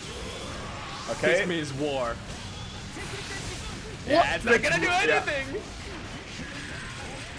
Oh wait, that makes sense. It's kind of that it wins. No RC available, so we'll have to take the punish. Electricity is on. Oh my god! Counter poking that 6 speed. Or rather, I guess that's a whip punish, because it's. Yeah. This is gonna be some fun. Eva taking the first game. The tone of the rest of the set has definitely been set from the first game. Ren says it's time for war, and Uther says sure, let's go then. Ooh, Popbuster also, but DP beats it because there was no card. With some legs again. Ah, even more.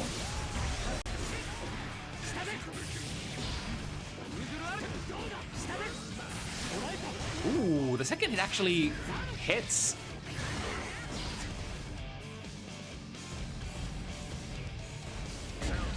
Both very patient just now. I do notice that both players have been missing some. Oh, what? Not missing the punish this time. 2K 2D into Fireball. Sure, we'll take it. Oh, didn't get the crap ticker. Ooh, trying the fully charged 5D no as punish well. though. Ah, no combo again, sadly. Oh, heat tackle into. I see. Yeah. He could have heaven it. Which would have also killed, I think. Anything to deal massive amounts of mental damage. Yeah. The mental damage, the most important thing at this point. Was that just the Kara back with Mega Fist around sub? Nice one. The armor absorbing the hit from Ooh. I think it was a bit too slow for the pop buster just now. Good block again. I think at this point, Uther has seen the 5D already. I think he's probably gonna... They're not gonna be taking that fully charged 5D ever again. Yeah. Once Good again, response. the armor. Oh no, didn't quite get the punish. Yeah, another good block. Go burst. And no, I probably would really recommend them to switch stage. It could be that it's a stage problem that they have disconnected right now. Pop buster? Ah.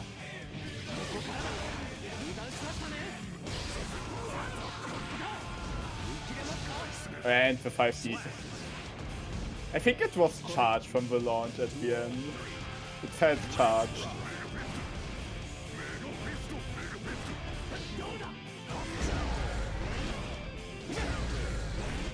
Ooh, again, the new changes, DP speed throws, but... Perhaps do it again? Oh, I completely forgot the point that DP speed throws now. I thought, yeah, Pop Buster should win against reversal DP. I just forgot. Oh, that's it. Oh, didn't quite get input. Uda. Oh. Trade? Yeah. The disjoint. Going to Uther's advantage just now.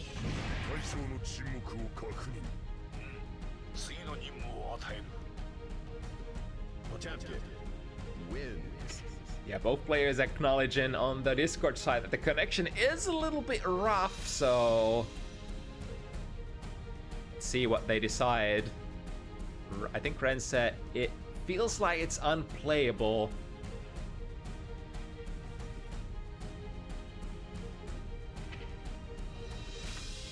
We could certainly try a stage change and see if that does anything.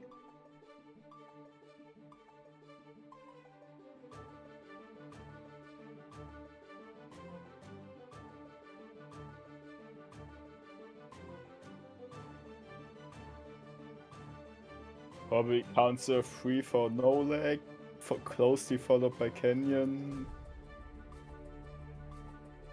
Yeah, I think that's the... And like the Nago / Anji stage. We pinned, it's even pinned on here, which are good. Yeah, like... Yeah, okay, like Last Canyon, 7th Heaven District, 12th Dimensional Flux Observatory, Happy Family and Council of 3 are the ones which don't have lag. Then Castle of the Silver Fleet Lead has a little lag. And then come Logo de Illyria and Original Time Scroll for some lag. And very laggy are Jellyfish Skyrim and Ajatar Hunting Grounds. Funny thing is that like new DLC stages usually tend to be like very detail intensive and also laggy, so people who want to play the new stages usually. Still seems to be some connection problem, Yeah. but some more connection problem. It's kind of nasty as well, because I've seen a couple of frames where like there's so much slowdown that your FRC mix-up stuff gets kind of like revealed and like slow down, so the opponent can actually see what you're doing when they usually wouldn't be able to do that. Yeah. Yeah, that doesn't win anymore. But you have to, I can't imagine how bad it must be for them, because we only get like a fraction of it, if I'm not wrong. If it lags for the spectators, it's even more for the players.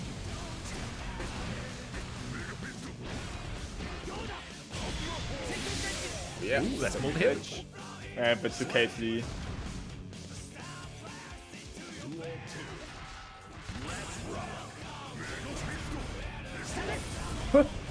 Interesting moves from both sides. Ah, doesn't quite punish with Fireball. A little early on that meaty, but... Oh. Going straight through. Oh yeah, that wasn't even... At first I thought that was Flick, but that was actually Garuda Impact, that full screen. Not much to do about this. But also this Reflector will go basically full screen. There's like a couple of steps steps away from full screen distance. Ooh. Was a bluff after all. Yeah, let's see what the player's opinion is after this, if they want to go on or not. But it's totally understandable if, you know, sometimes it just doesn't work out.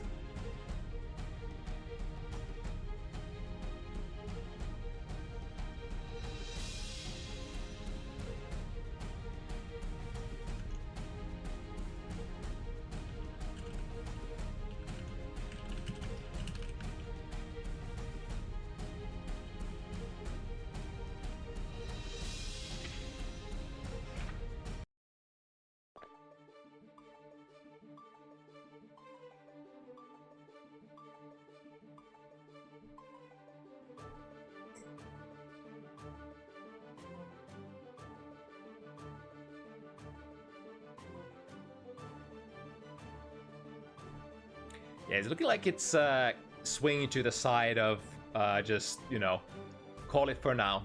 Yeah. Alright, they've agreed that it is indeed unplayable.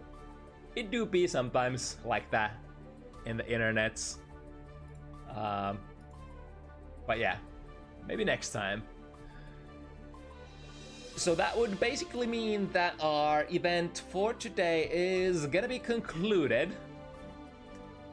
And whew, somehow, I had a couple of hiccups at the start with my voice, a couple of coughs.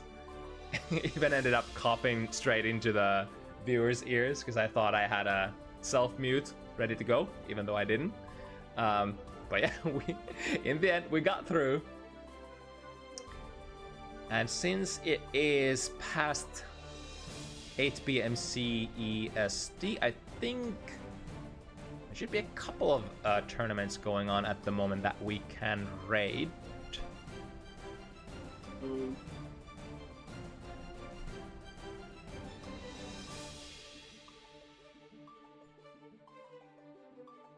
I think not that much, since probably half of them are like... Apparently Starcade Swiss Slam or whatever is currently... Holland Hellfire... I'm surprised that gender neutral is not on. Did they not actually run this week? Maybe because of UFA, which could be a good possibility.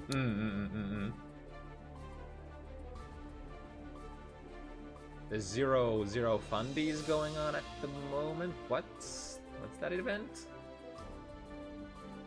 Or actually, what is it? Holland Hellfire? What's Holland this? Holland Health, or what would I see? It's Swiss Starcade Swiss Slam is also currently.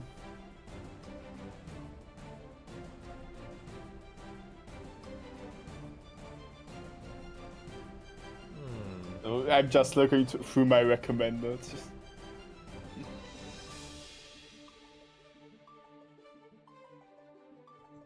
You know, let's try this. Let's try this first option. Starcade Swiss Slam.